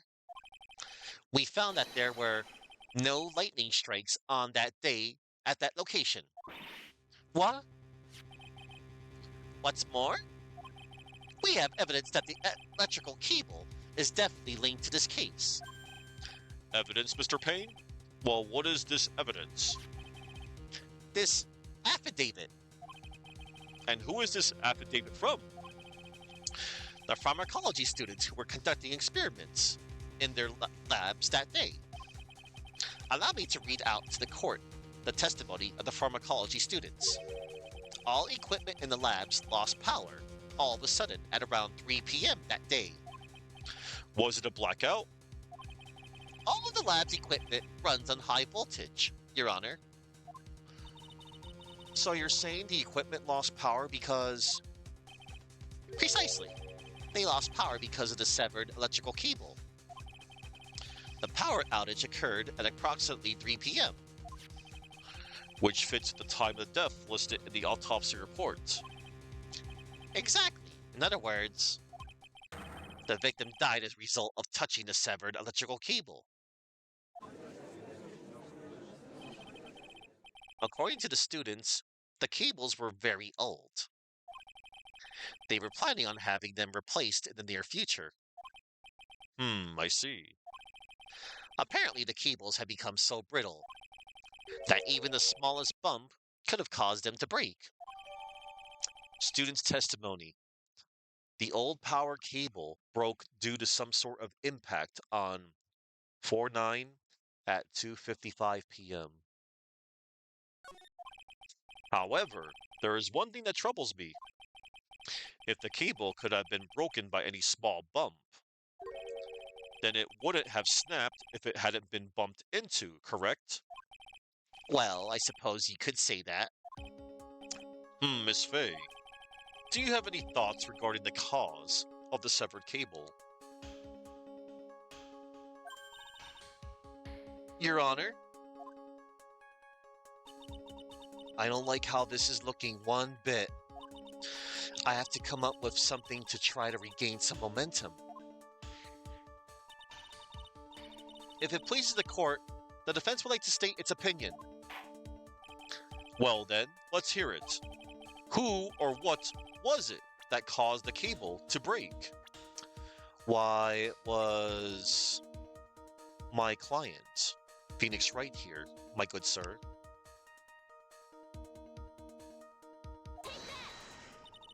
Your Honor, please think back to Mr. Wright's testimony. The defendant's testimony? He said that after he pushed the victim, he heard a loud, sharp noise.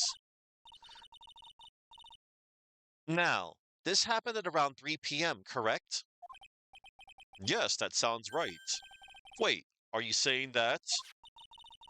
The lab equipment lost power at 2:55 p.m., which fits right in Mr. Wright's timeline. In other words, it was Mr. Wright's shove that caused the power outage. Yes, the prosecution also came to that same conclusion.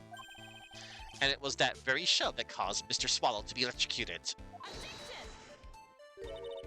I'm afraid I can't agree with you there, Mr. Payne. What's that supposed to mean? Take a good look at where the victim landed after being shoved. See the umbrella? It's by the electrical pole. That's right.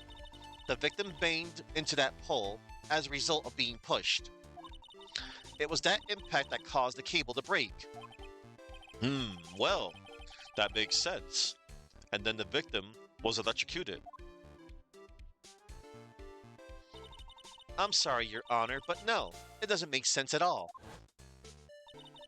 If the victim was shoved into the far pole, then he couldn't have been electrocuted by the severed cable in the foreground here.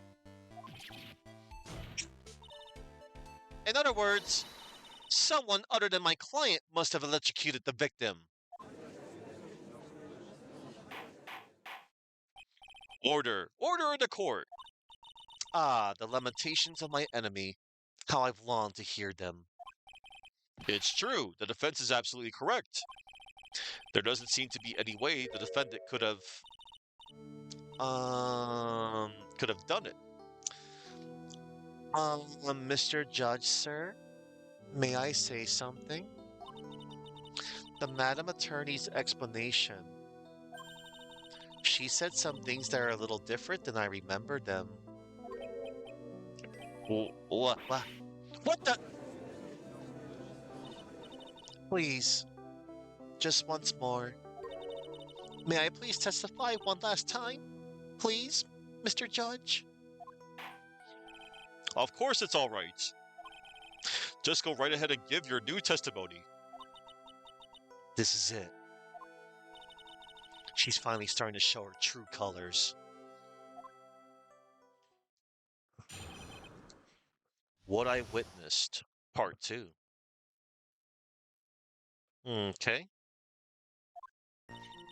The truth is, Feeney pushed him twice. The first time was into the electrical pole. That's when the cable broke. Then Dougie tried his best to run away from him, but Feeney caught up and crashed into him from behind. The cable snapping and Dougie being electrocuted, it all occurred in less than a minute.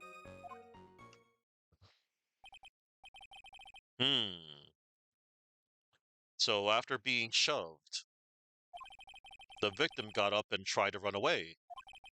And that is when the defendant pushed him for the second time.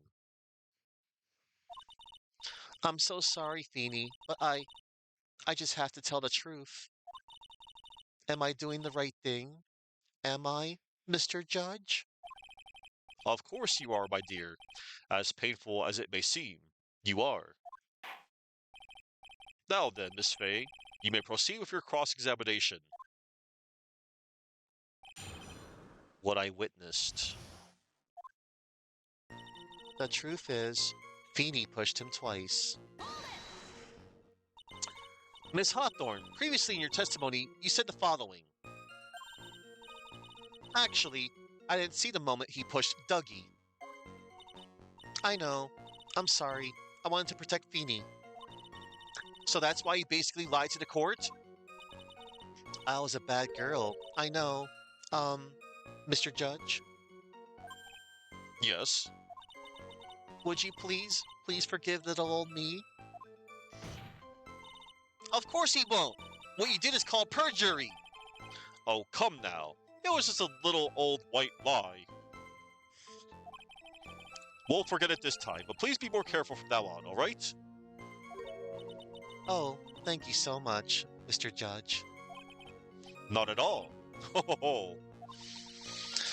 The judge had better be more careful himself. A dark alley is friendlier than that girl. And I get a silly achievement for that. Beware, Your Honor. The first time was into the electrical pole. That's when the cable broke. You're saying you actually saw the victim get pushed into the electrical pole? I know he doesn't look it, but Feeny can be a bit of an imp when he wants to be. Oh, really? But I never imagined that he would cause an electrical cable to break. Feeny really is scary when he gets mad. Yes, he sounds like a very dangerous individual indeed. Then Dougie tried his best to run away from him. So let me get this straight. You were happily listening to music on your headphones while you watched this scene unfold? What? Miss Faye, I'll have to ask you to stop badgering the witness. I wasn't happy. I was so scared that I couldn't even move. All I could do was stand there and cheer them on. Cheer them on? What do you mean by that? Well, I wish the best for them both, and that they would each give the fight their all.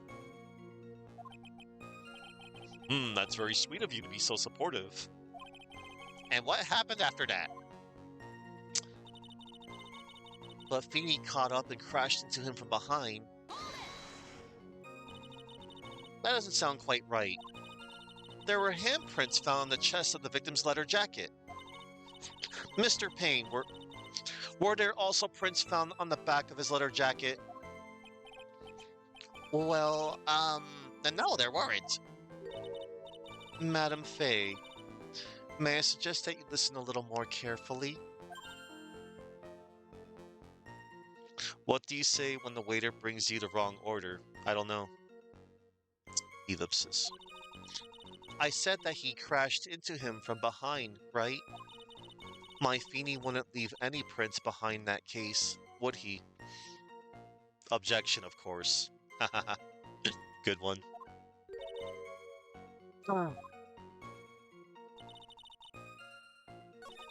If I don't figure out the contradiction here, it's all over.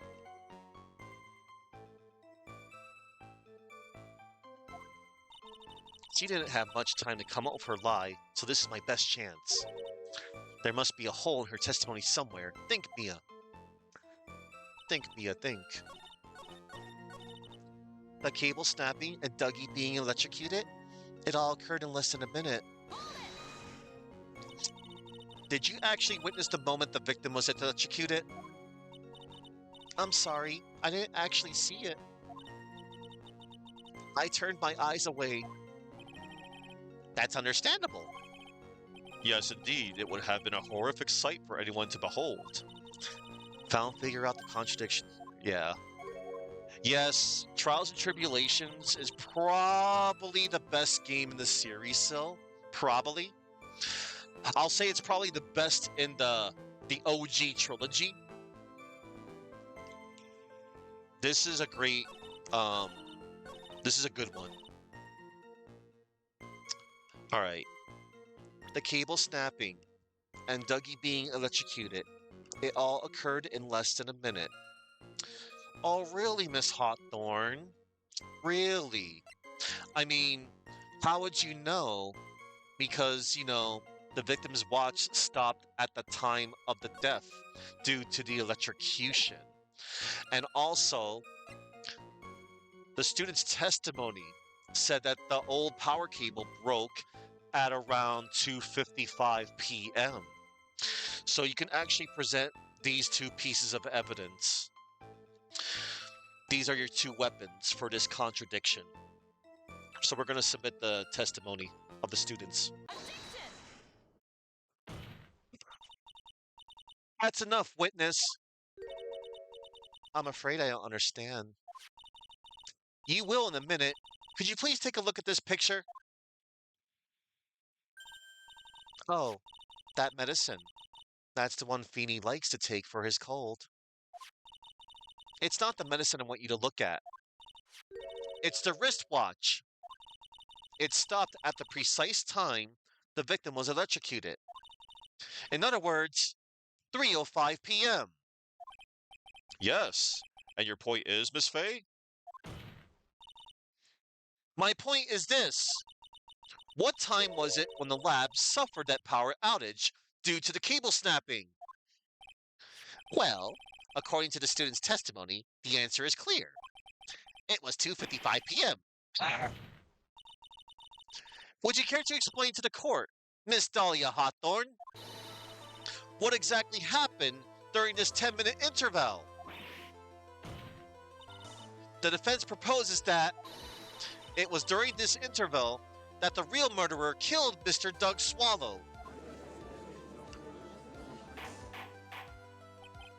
Order! Order in the court! What is this all about? This is nonsense! The real murderer? Even you can't deny that the time between the cable breaking and the electrocution are completely unaccounted for. And who was it? Then who was it? Who else are you saying could have done it? There's only one person who could have murdered Mr. Swallow. Only after my client had left the scene was there a window of opportunity for the real killer. Miss Fay, is the defense ready to indict someone as this real killer? Mia Fey, more like Mia Slay, hell yeah. It's finally time. This is the moment I've been waiting for. Yes, Your Honor. We are ready. Very well, but remember, if you accuse the wrong person, you will be penalized. Think very carefully before you speak, Miss Fay. Now then, Miss Fay, let's have it. Who is the real killer? Why, it's none other than, Dahlia Hawthorne, Your Honor. It could only have been you, Dahlia Hawthorne. What? How can you? The defense is grasping at straws. 10 minutes passed between the time the cable broke and the time of the electrocution. What exactly were you doing that whole time, Miss Hawthorne? Were you really listening to some music while cheering them both on as they fought? I find it hard to believe that you didn't lift a finger to stop the men dearest to you.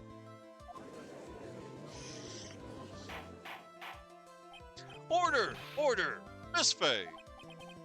What? I mean, why? That is to say... Miss Hawthorne, I believe you did witness the two men fighting on that day. However, after Mr. Wright pushed the victim and subsequently left the scene, it was you who pushed Mr. Swallow to his death by your very own hands. Oh! How can you say something so mean, Madam Fay? I didn't do anything. Miss Fay, this is a very serious charge you are. Your Honor, please, I have something I want to say. You? Well, what is it? Please, Please strike everything the defense said just now from the record. What the? Are you daft? You're totally wrong, Miss Faye. Dolly? She couldn't do something like that. Mr. Wright, get back in your seat. Bailiff, grab that man. Uh,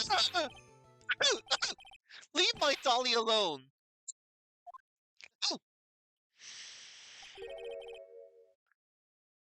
Uh, that boy. He's got himself in way over his head. Oh, Mr. Grossberg, you're back. It seems I've arrived just in the nick of time. I found the police report on that incident in your newspaper clipping. Police report. A report on the incident 8 months ago. Thank you so much. This is exactly what I was hoping for. Let's check it out, everybody. Incident overview. Location, District Courthouse, Cafeteria. Date and time, August 27th, 4 p.m. Victim, Diego Armando. Age 28. Occupation, lawyer. Suspect, Dahlia Hawthorne. Age 19. Details. Armando ingested poison while interviewing the suspect regarding another case. Traces of poison were found in the victim's coffee cup. No poison was found in the vicinity or on the suspect's person. It is unclear how the poison entered the victim's coffee cup. Hmm. You'd better take a good look at it. It details how you came to lose your boyfriend. Yeah, Mia Fey had a boyfriend, everybody. Diego Armando. Now then, the defense has made a very serious accusation. Mr. Payne, what do you have to say about this?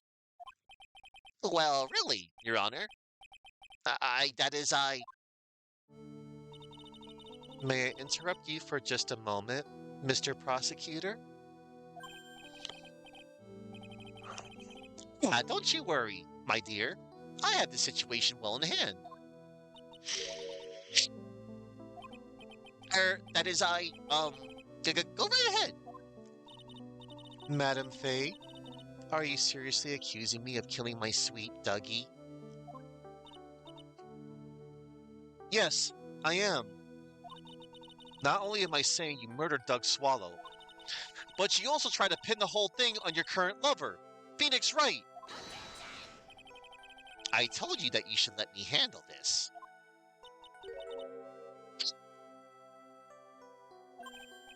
Sorry, please go ahead. How can you say that? I'm absolutely devoted to my dear Feeny. The notion that I would try to frame him is ludicrous. This is all just too much for poor little me to bear. Ah, I believe the girl is trying to ask what on earth her motive would be. The answer to that lies somewhere in this police report. It must. 8 months ago, an incident occurred in the basement cafeteria of this building. And then, that same day, the two of them accidentally meet. Your Honor, the defense requests further testimony from Miss Dahlia Hawthorne. Further testimony? What about the events of the day when she first met the defendant, Mr. Phoenix Wright. What could that possibly have to do with this case? The witness claims that she has no reason to frame the defendant. Am I correct? Well, I have evidence that suggests that she, in fact, had a very good reason. Very well then. The court grants the defense's request. Young lady, would you mind staying on for just a bit longer? Of course not, Mr. Judge. Get ready for the battle of your life Dahlia Hawthorne. How I Met Feeny.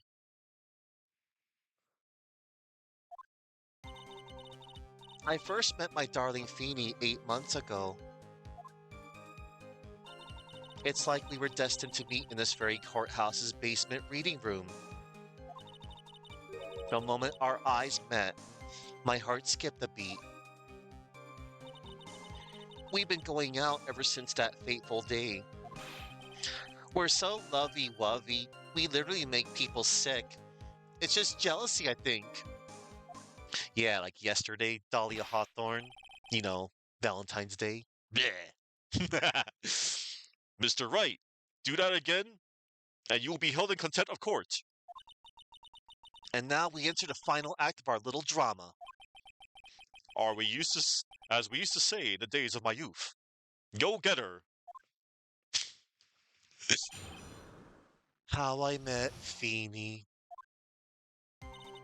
I first met my darling Feeny 8 months ago. So until that time, you have been dating Doug Swallow? Yes, I'm a real fool, I know. Letting my emotions change so quickly, I'm ashamed of myself. No, no, not at all. Look at me. I'm infamous for changing my mind. My critics have even taken to calling me Judge Fickle. Ho ho ho. Maybe you should look for a different line of work. Despite that, however, he always hands down the correct verdict. That's why some people also call him the Great Judgini. The moment our eyes met, my heart skipped a beat. So what was it about Mr. Wright that made your heart malfunction like that? In my personal opinion, he just looks like a typical snotty-nosed college brat. Perhaps to a woman your age, but to me, Feeny is handsome. Perhaps to you, Miss Hawthorne, but to the rest of the planet, he's a dime a dozen. Damn. Love is a mysterious thing, and I object to this line of questioning. If you were to look at my wife, for example, you might all be shocked. He's telling the truth. It was truly shocking. Beautiful mushroom, growing tall in the darkness. It comes from cow dung. That's the poem that best describes how I feel about my Feeny. We've been going out ever since that fateful day. Were there any bad feelings between you and Mr. Swallow? No, none at all. We parted on very good terms. But that can't be. Our investigation also shows that it was a clean breakup. Huh? Are you sure? Yes, it seems that they both wanted it that way. So the victim wanted to break up with her. Back off. What did the victim think of Dahlia Hawthorne? Well, I guess I don't have to think about that now. Listen to me, Mia. That woman has the judge in the palm of her hand, you see. So the only way to discredit her is to find a contradiction in her testimony. It's like we were destined to meet in this very courthouse's basement reading room. The courthouse reading room. That's a strange place to meet the love of your life. That's not true, Madame Faye. After all, Feeny was not only an art student, but he was also planning on becoming a lawyer. I'm not talking about him. I'm talking about you, Miss Hawthorne. What was a literature student like you doing in a courthouse reading room? This line of questioning is a waste of time and has nothing to do with our murder case. Miss Faye, I'm warning you. If this has nothing to do with Mr. Swallow's case. I have to remember the judge is on Dahlia's side. I better tread carefully. Well, we're just gonna have to keep pressing. Your Honor, if you'll allow me some latitude, I think I can establish relevance. Please ask her to continue on with her testimony. Very well. Young lady, I've got a simple question for you. What were you doing downstairs in the courthouse reading room? If it pleases your honor, the answer is simply this. I had come to this courthouse to do some research for a paper I was writing. You were writing a paper on what? On the relationship between modern Senryu poetry and the criminal underworld. Ho ho ho, that sounds like a fascinating research idea. Am I getting old? Now I've even forgotten what I've forgotten. Again with the midlife crisis stuff? Mia, why did that girl really come to this courthouse? Isn't that what you wanted to know? And speaking of forgetting things, you haven't forgotten the police reports, have you? No. I went through a lot of trouble to get it, my dear, so be sure to read it carefully. Well, I already did, Mr. Marvin Grossberg, and this is a contradiction right here. I had come to this courthouse to do some research for a paper I was writing. You mean, the police report right here? Miss Hawthorne, you weren't here because of your research paper, were you? Did you actually come here for a much more important reason? Ellipsis. What is what is the meaning of that cocky smile on your face, Miss Fay? 8 months ago, right here in this very courthouse, there was another tragedy. Another tragedy? Do you mean the incident in which an attorney was poisoned? Ellipsis. The name of the suspect in that incident is listed here in this report. And that name is Dahlia Hawthorne. What? The Dahlia Hawthorne? Yes, the sweetie pie of everyone's eye, Miss Dahlia Hawthorne. She was the prime suspect in a criminal case just 8 months ago. Order! Order! Order! This is unbelievable. It's true then. The loveliest rose can hide the cruelest thorn. Miss Fay, that's not fair. You can't slander my witness with an unrelated case. I, Winston Payne, will not allow it.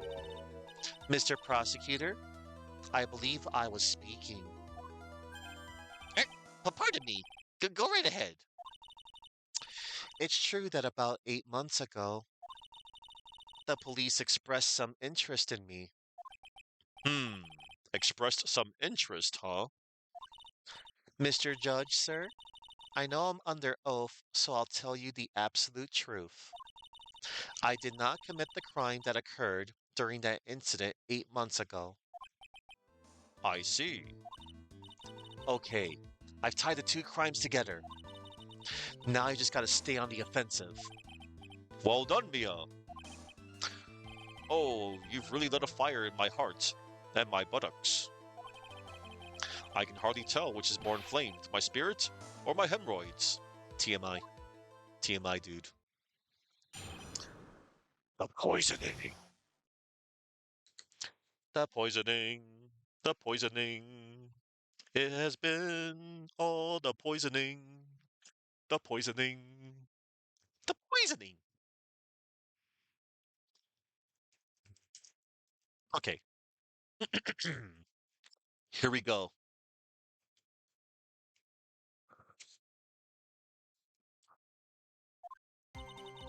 I met the lawyer who was poisoned to discuss something in the cafeteria that day.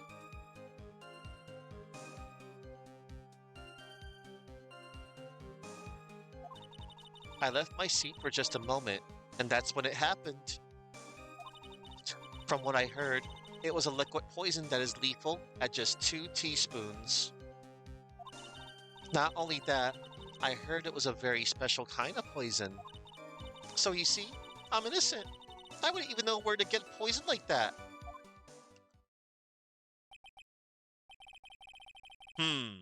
So that's what happened here 8 months ago. However, as you've heard from the witness's testimony, she has nothing to do with it. I think the defense is just about out of tricks. I'm terribly sorry, Mr. Payne, but I'm afraid the defense has many more tricks up its sleeve today. And I'll be sure to show them to you before the end of this cross-examination. What the? Why does the defense suddenly feel stronger? Aha, Mia! You're glowing with a true lawyer's aura, my dear. That proud posture and self-confidence, absolutely smashing. The poisoning. I met the lawyer who was poisoned to discuss something in the cafeteria that day. What were you talking about with the defense attorney? Well, I'm sorry, but that's confidential. According to the report, you were being interviewed regarding another case. The lawyer that was killed. He said he wanted to talk about an incident I was caught up in when I was younger. Why don't you tell us all what that incident was? That has absolutely nothing at all to do with this case. Objection sustained. The defense's question is stricken from the record. You get involved in a lot of incidents, don't you, Miss Hawthorne? Well, I guess I was just born under a bad sign. Don't worry, Dolly. I'll protect you. You heard the man. Now that is true love, young lady. Oh, Feeny, please. Yeah, those two really are making me ill, albeit for decidedly different reasons.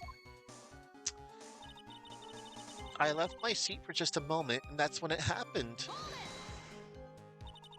How long were you gone? I've already answered all these questions for the police.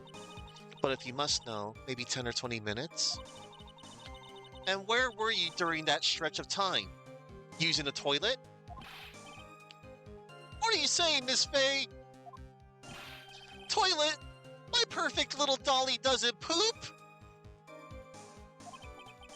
You heard the defendant, Miss Faye. Better luck next time. Oh, Feeny, please. The police have already looked into this whole matter. This line of questioning is nothing but a waste of the court's time. Dahlia needs a cross-examination and Grossberg needs a gross examination. Objection sustained. Ms. Hawthorne, please continue with your testimony. From what I heard, it was a liquid poison that is lethal at just 2 teaspoons. About how much liquid is 2 teaspoons? Well, let me see. My bottle of eye drops says it's 1/2 fluid ounce, which is equal to 3 teaspoons. So it's about 2/3 of that amount, huh? The poison was found in the lawyer's mug of coffee. It must have been after I left the table. Someone must have quietly slipped it in there. Not only that, I heard it was a very special kind of poison. A special kind of poison? How so? Well, I heard that it's almost impossible to detect. Oh, and where would something like that come from? I'm sorry. All I know is what I overheard the policemen saying. They said something about using advanced chemical processes to purify it. Chemical processes? Well, that's quite impressive. Most impressive. The better question is, how did a criminal get something like that? So in essence, the main reason Miss Hawthorne was never arrested for this crime was because no one could show how she could have obtained the poison. Then all we have to do is find a way to establish how she could have gotten some, right? Great. Now just how did a literature student get a hold of poison of all things? Yep, the judge is indeed being played like a kite in the wind. Press this statement. So you see, I'm innocent. I wouldn't even know where to get a poison like that. Oh, really? And what's the reason they didn't arrest you? And that's the reason they didn't arrest you? Because no one could show how you could have gotten the poison? I think that's a good enough reason, Madam Fay. She's right, and I think we've all had enough of Miss Faye's questions. Hmm. So in essence, the main reason Miss Hawthorne was never arrested for this crime was because no one could show how she should have obtained the poison. And all we have to do is find a way to establish how she could have gotten some, right?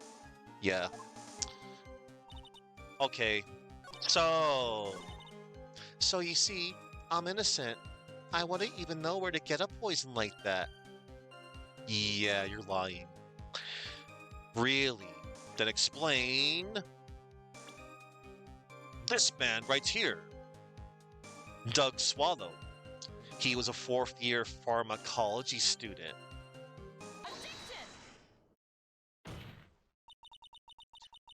He wouldn't know how to get that kind of poison? I don't believe you. What? In fact, you had easy access to that kind of poison, didn't you? At your boyfriend's lab. Boyfriend? You mean the victim, Doug Swallow? That's right. Up until 8 months ago, Miss Hawthorne was dating Mr. Swallow. And if you'll recall, Mr. Swallow was a pharmacology student at Ivy University. The pharmacology? His laboratory contained highly advanced chemistry equipment. In fact, without such equipment, the culprit could never have obtained such a rare and special poison. Ellipsis. Well, Miss Hawthorne, it seems you had access to such a poison after all. And then, it was a matter of slipping it into the victim's coffee when he wasn't looking. The only person who could have done that was the one sitting at this very table. You!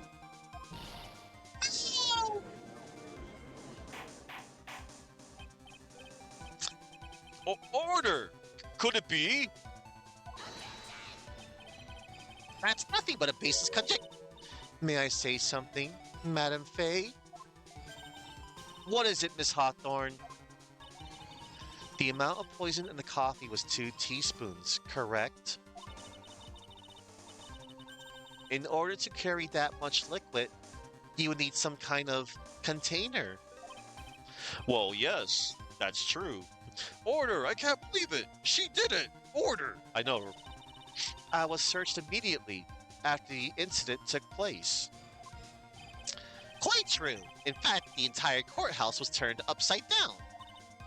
But they didn't find a suspicious container anywhere, did they? She's right.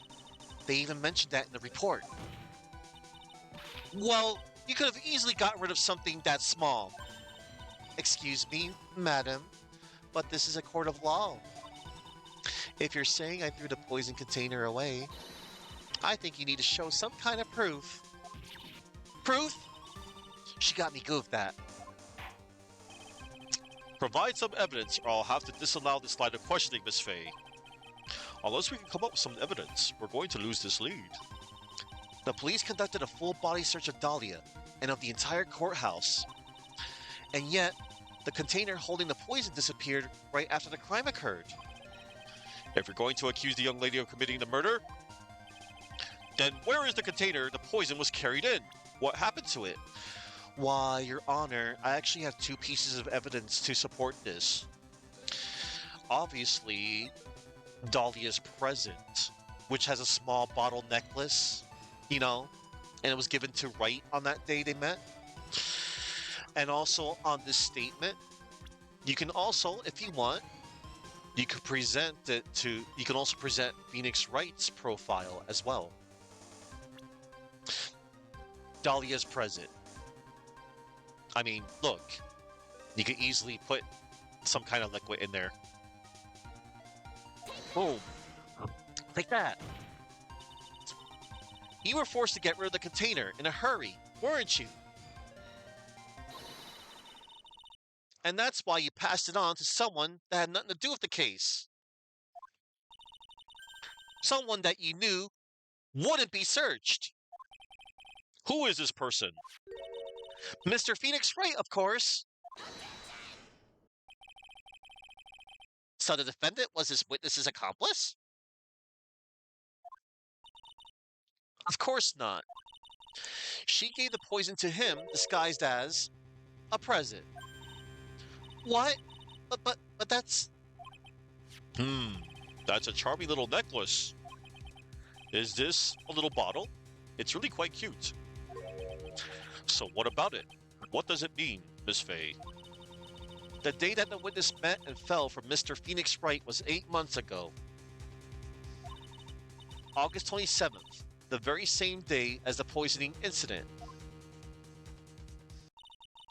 Under the pretense of love, the witness gave my client a present. All for the purpose of hiding the one piece of evidence that would give her away. What? Are you saying there's a deadly poison in here? No, there's no longer any poison in that bottle. However, I'm certain if the crime lab were to analyze it, they would find a trace amount.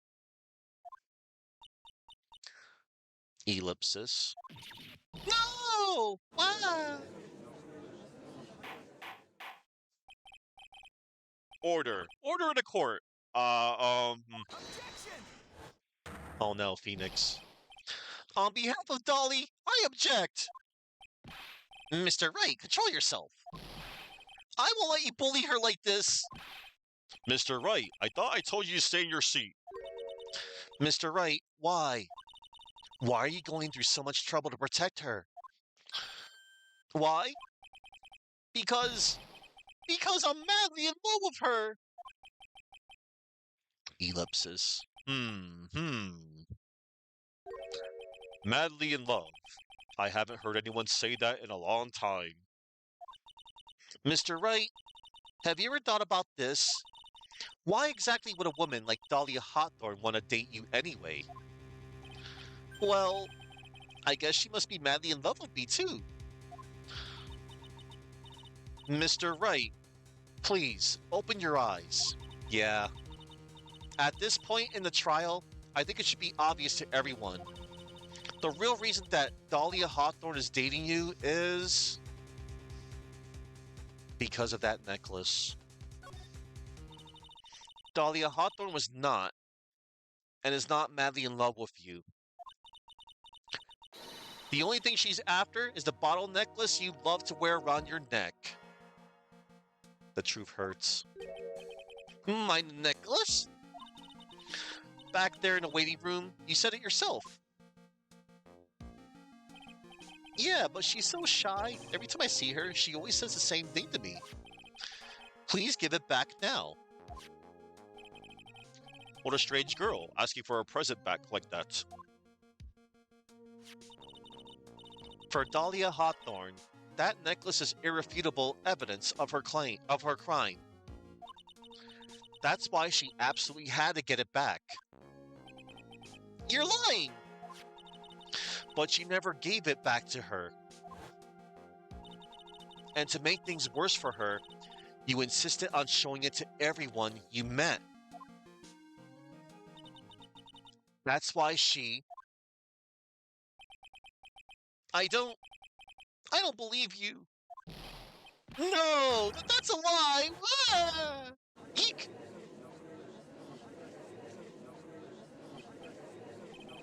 Mia, are you all right?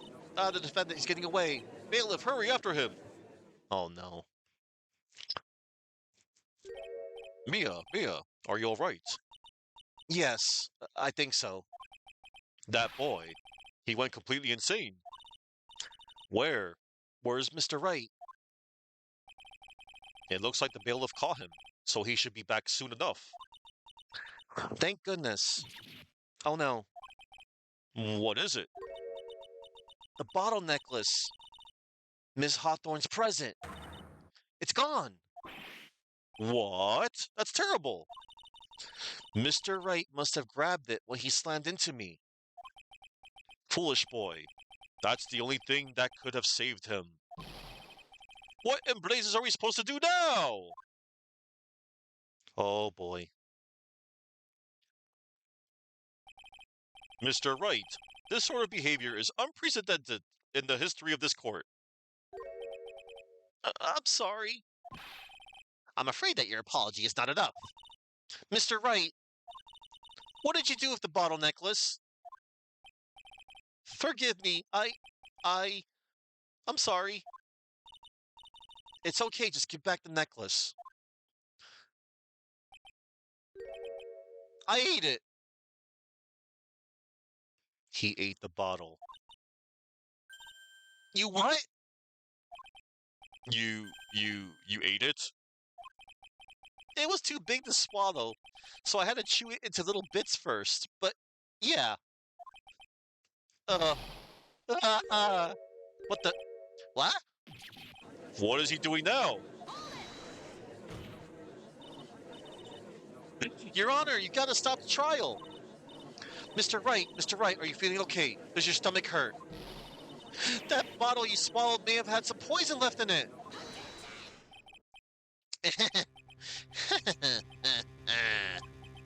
It seems the defendant has proven the prosecution's case for us. Clearly, that bottle did not contain a deadly poison. And thus ends the franchise, yep. How can you be so sure? I think that's obvious. As you can see, the defendant is still very much alive. As for the poison, more like a fledgling defense attorney's overactive imagination. So it would seem. No, there must be some mistake. The bottle must not have had any poison left in it. Either that, or the poison must have lost its potency. There. It's all right, rookie. Trusting your client is the most noble thing a defense attorney can do. And it's heartwarming to see that you place this much faith in Mr. Wright. Ellipsis. But that's how it is for us on the prosecution side, too. For example, I would trust the witness, Miss Hawthorne, with my very life. Remember those words, everybody. Which is why I can state that your assessment of her is completely wrong. That's enough. Unfortunately, Miss Fay, I cannot accept your explanation of the events. But why? This may be impossible for a beginner like you to understand. But in a court of law, evidence is everything. Even after I proved so much, is she going to get away with everything? Well, now that the suspicion surrounding Miss Hawthorne has been cleared up, I would like to proceed with the trial.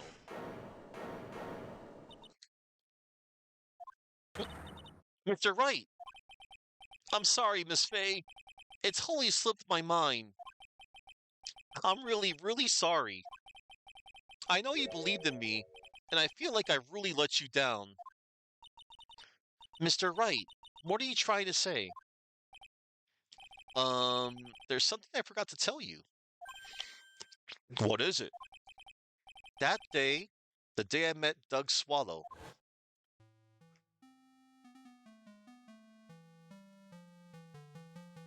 That girl. You shouldn't see her anymore.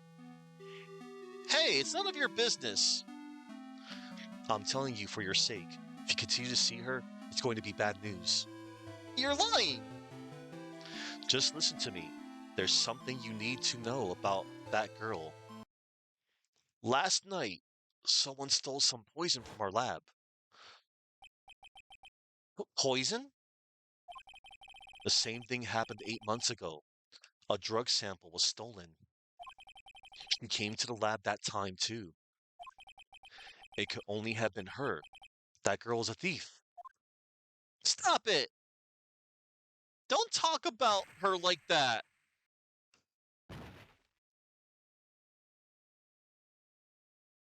More information there. Is it true? Did he really say that? That's ridiculous. There's one more thing. After I pushed him that day, I got worried and came back to have a look. And she was there. Dolly was right there. She was crouched down next to him. What? She told me not to ever tell anyone about it, but I'm sorry, Dolly. Your Honor, the defendant is Miss Fay. You tell them. The Dolly didn't do it. She's innocent. So Dahlia stole poison 8 months ago too, huh? If you put that together with Mr. Wright's testimony, then there's only one possible conclusion. The defense believes that Miss Dahlia Hawthorne stole some poison on the night before she killed Doug Swallow. The night before. Naturally, her motive for stealing it was to kill someone. Miss Fay. If you're so certain of your theory, then let me ask you this. Mia, this is your last chance. Think carefully now. There's something that she desperately wanted to get back. Therefore, exactly who was Miss Dahlia Hawthorne planning to kill? Well, Your Honor, it was none other than the star of this trilogy franchise, Phoenix Wright himself. There was one person that was standing squarely in Miss Dahlia Hawthorne's way, and that person was Mr. Phoenix Wright. Ellipses. Me? That's preposterous. After all, it was Doug Swallow that was murdered. Well, it's true that that's how things worked out. But let's remember that Mr. Swallow died of electrocution, not poison. The person that Miss Hawthorne was planning to poison was, in fact, you, Phoenix Wright. There's no one else that it could be. Well, how could that be? How can that be? I thought Mr. Wright and Miss Hawthorne were in love. Poor Mr. Wright. This must be killing him. Hang in there. I'll bring her to justice. I swear it.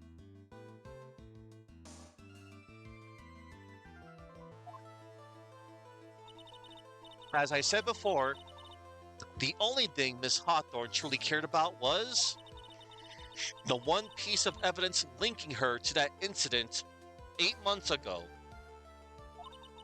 That's right. The bottle necklace. That's all she cared about. But even so, why? Why would she go so far as to murder him? 8 months ago, just after the fall of that attorney in the basement cafeteria, Dahlia Hawthorne could think of only one thing: how to get rid of the bottle necklace as quickly as possible. No, it can't be. It was a pretty good move she made too. The evidence was missing for a long time. But there was just one big problem. Although she got him to hide the evidence, Mr. Wright refused to return it to her. To him, the tiny little bottle was a cherished treasure. He even showed it to everyone he met. You mean that's why she tried to kill Mr. Wright? Correct, Your Honor. It was to retrieve that piece of evidence. That can't be true!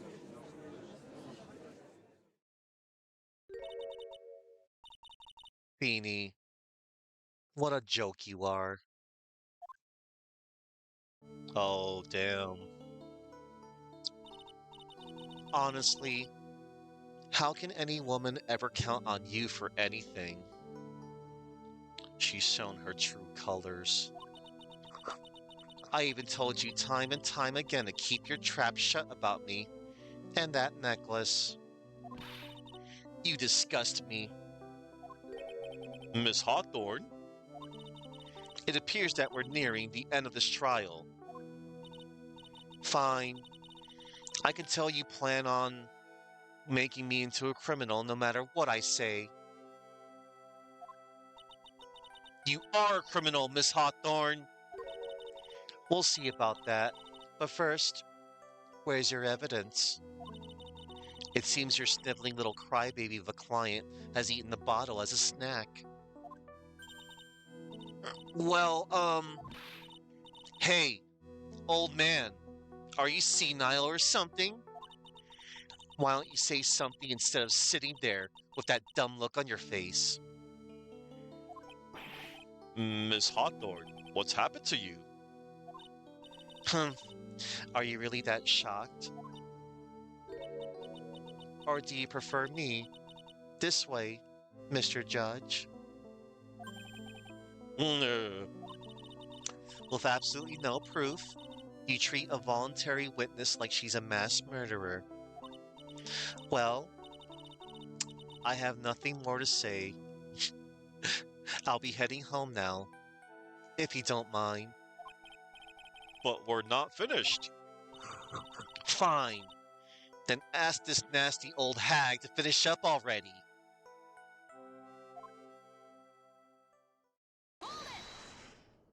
Get back here. Snatch her, Mia. Drag her. I can't let her get away this time. Stop, Mia. If you keep on pushing without any evidence, you could pay the ultimate price as a lawyer. The ultimate price? You'd be forced to take off your attorney's badge forever, I'm afraid. No. You better think it over carefully, Miss Fay. Or should I say, Miss Gray? Well, Miss Fay, can you provide evidence that would establish her guilt once and for all? If I mess up here, my career as a lawyer is over. But to be honest, at this point, I don't have any evidence that's well-founded. Even so, I'd rather lose my attorney's badge than let her get away with murder. Your Honor, the defense would like to present proof. Impossible! You can't possibly... Stupid woman. It is the opinion of the court that there has already been enough discussion.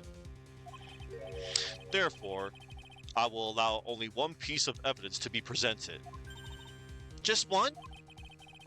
If you are unable to establish her guilt, then I'm afraid that a very harsh verdict will immediately be handed down on Mr. Wright. I understand, Your Honor. I can just imagine the headlines for tomorrow's newspaper. Up-and-coming lawyer plummets to earth before she gets the chance to soar. She was planning to poison Mr. Wright. If that's the case, then the poison was probably in there. Well then, Miss Fay, please present your evidence.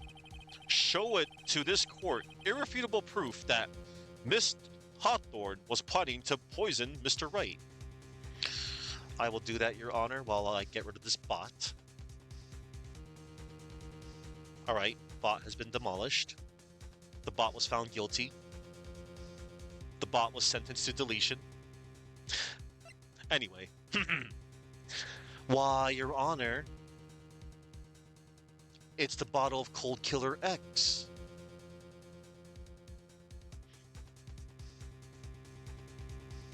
Game, set, match.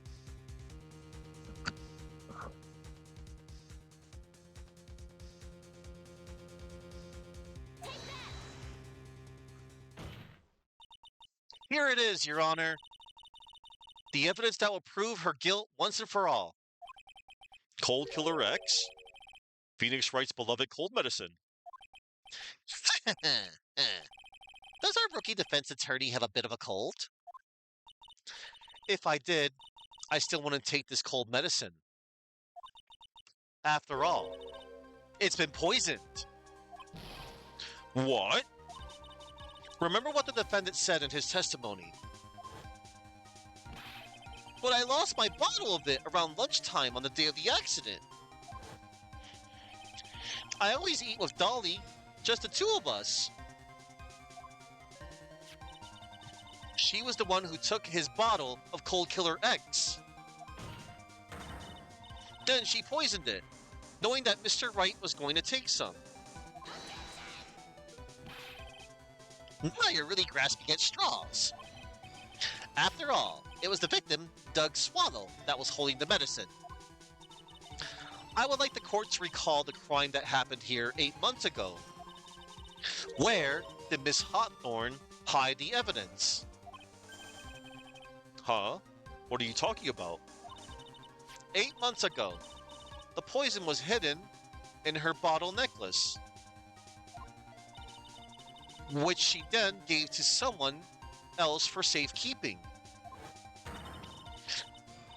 Someone she had accidentally run into in the reading room, my client, Mr. Phoenix Wright. Yes, that's right.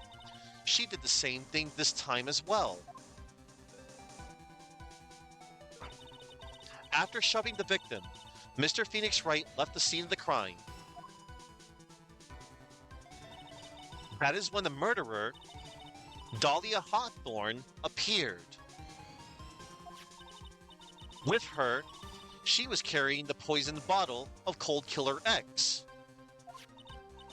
This, of course, was so she could carry out her plan to murder Mr. Wright. I believe she did testify that she was going to meet with the defendant. Yes, and she heard and saw everything that happened at the scene of the crime, including what the defendant and the victim were arguing about, and the cut electrical cable. That's when she realized, I can't allow Doug Swallow to live. She used the severed electrical cable to silence him forever. Unfortunately for her, this is when the problem occurred.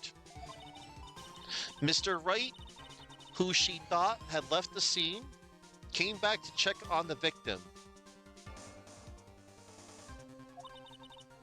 And on top of that, because of the power outage, some students showed up as well.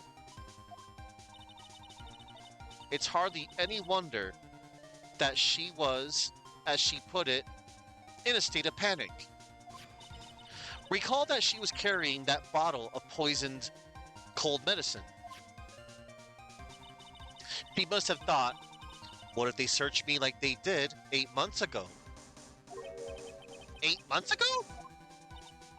Yes, she disposed of the evidence exactly the same way as she did back then. She had someone else hold it, in this case, Doug Swallow.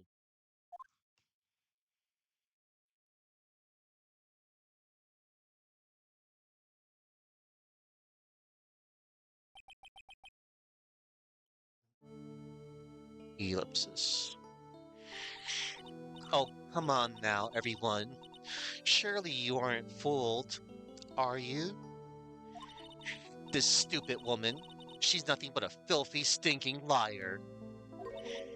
Right, Mr. Prosecutor? Huh?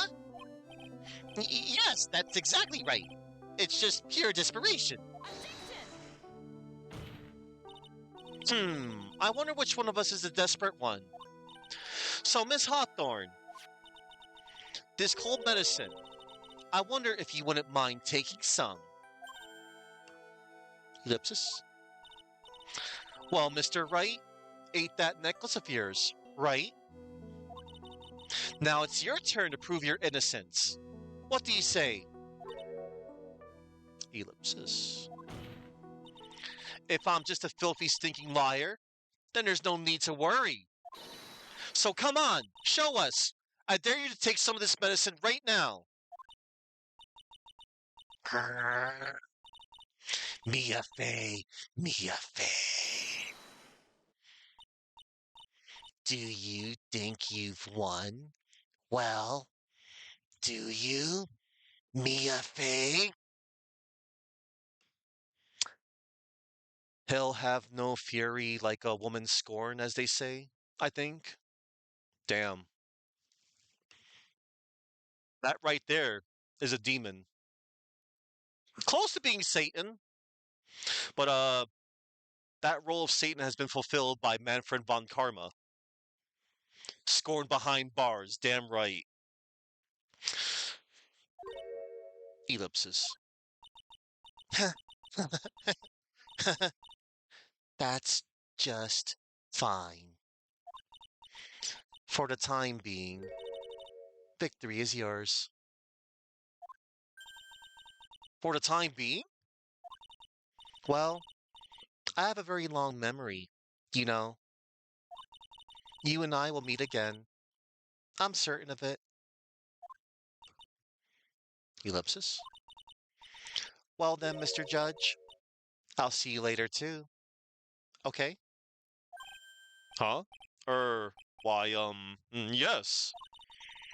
I'm going to go spend a little quality time with the men in blue now. I wish you all the best. Yeah. Mm-hmm. Ooh, it's finally all over. Refuse to accept this. The defense hasn't shown a scrap of evidence to support their outrageous claim. Objection. A woman scorned is the most evil type of person. You got that right, Chuck. To all the women out there, I don't really mean that. We're just talking like whatever. Just some women. There's always good and evil in this world, no matter the gender. But even so, your witness seems to have accepted it. I don't care. Winston Payne. Yeah, you're wincing in pain. And I don't believe one word that this rookie lawyer has said. Well then, Mr. Payne, let me ask you this. Yes? Would you care to try this cold medicine? What? Just a little earlier, I could have sworn you said... There. It's all right, rookie. For example, I would trust the witness, Miss Hawthorne, with my very life.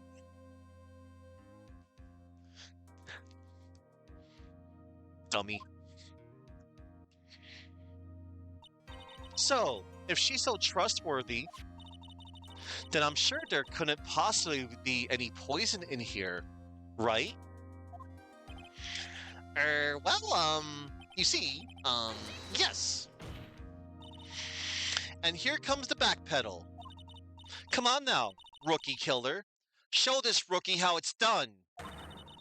How much trust do you really have for this woman? Are you willing to bet your life?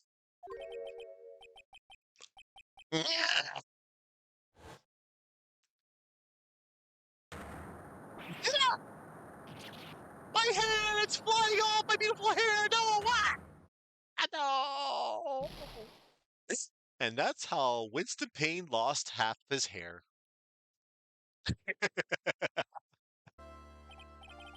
Mr. Payne, about Miss Dahlia Hawthorne. Now he looks like how he did in the first two games. Yes, Your Honor. I'll file papers for her immediate arrest. Tragic. But not surprising. I knew there was something suspicious about her from the very beginning.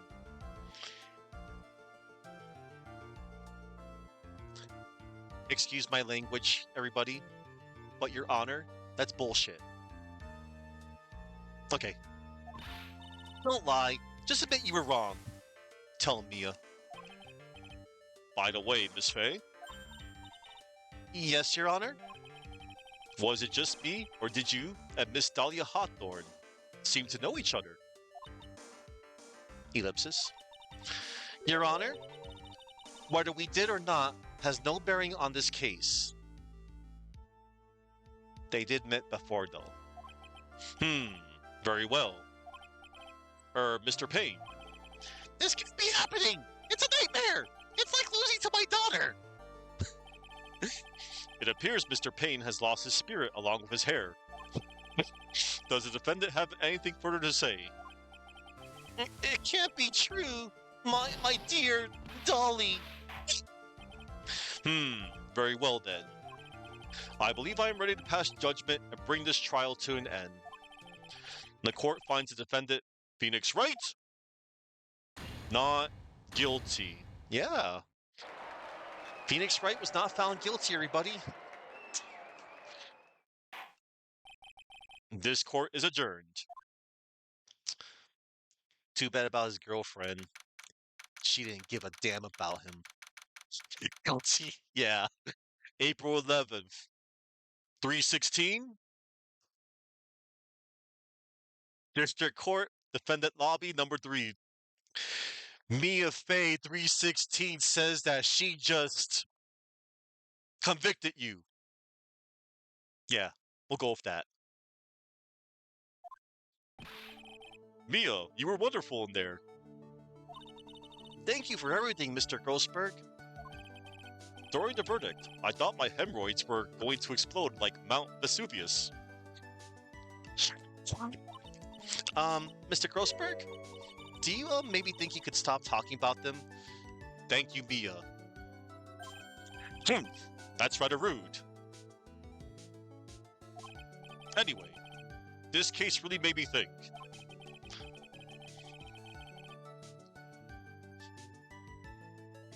Well, right now, it's currently 4:33 p.m. What does it really mean to have a relationship of mutual trust with the client? Perhaps it is we veteran lawyers who have lost sight of this. Ellipsis. Oh, Mr. Wright, congratulations. Thanks. I was thinking. Go on. The dolly that I saw up there in the witness stand, I don't think that was really her. What? Yeah, the dolly I know could never have said those kinds of terrible things. Maybe she was like, I don't know, a fake or something.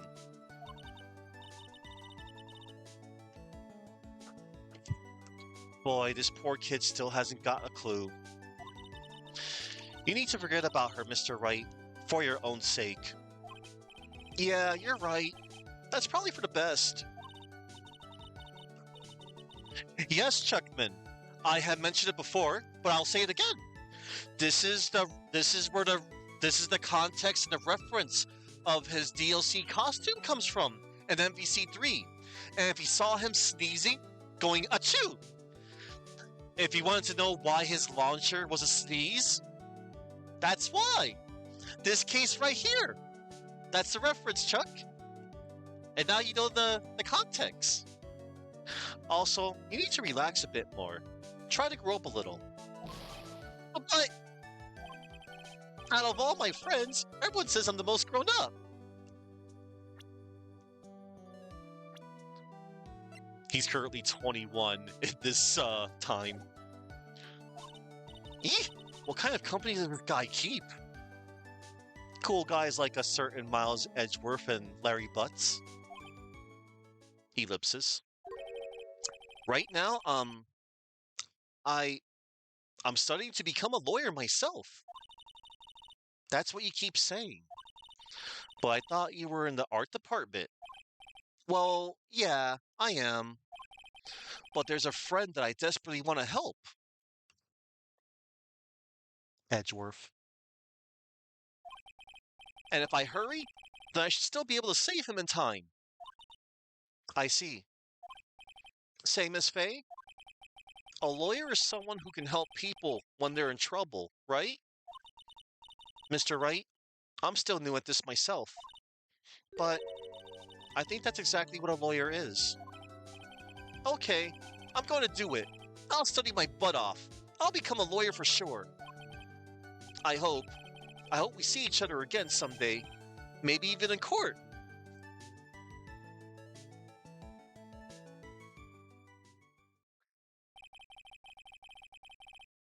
been 5 years since it's been 5 years since I was acquitted of all charges. I became a lawyer like I planned and managed to save my friend, but Mia has passed on to a better place. For me, this trial brings up a lot of painful memories, but it also brings up some very precious ones, and memories that I thought would never rise to the surface again. Again. Mia is gone now, but even so, I can hear her in my mind.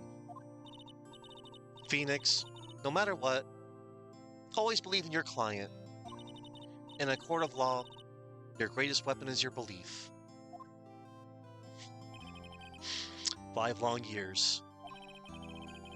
Something has happened that's made me think back to her words of wisdom. But that is a story for another day.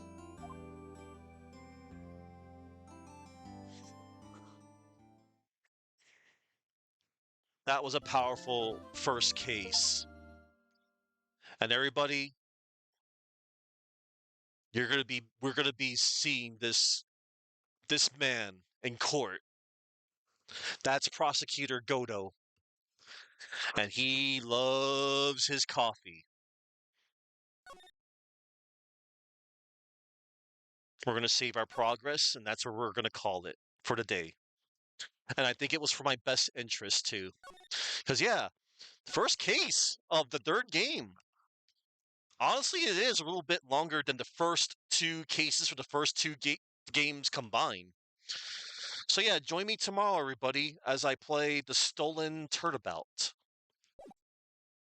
Let me see. I think I can. Oh, yeah. We'll just close out. All right, everybody. We are so getting out of here. All right, guys and gals.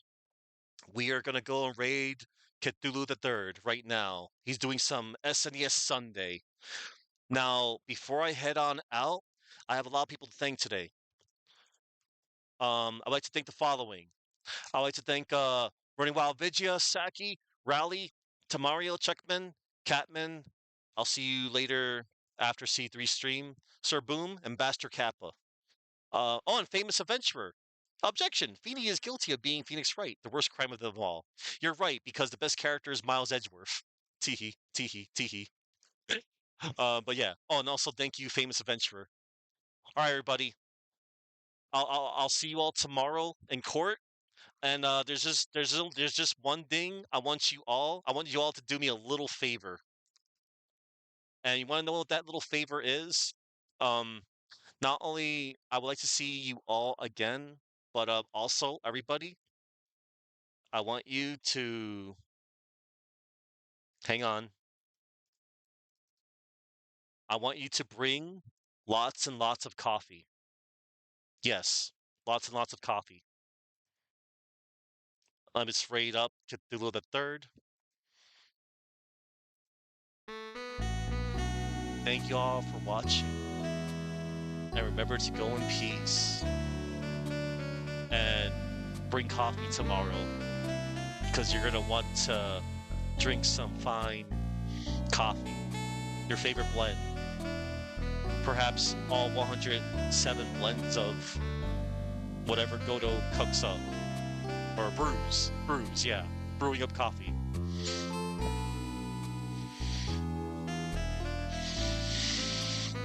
And maybe Bush will be here again tomorrow. He decided to show up at the end. Bush, you little Dickens.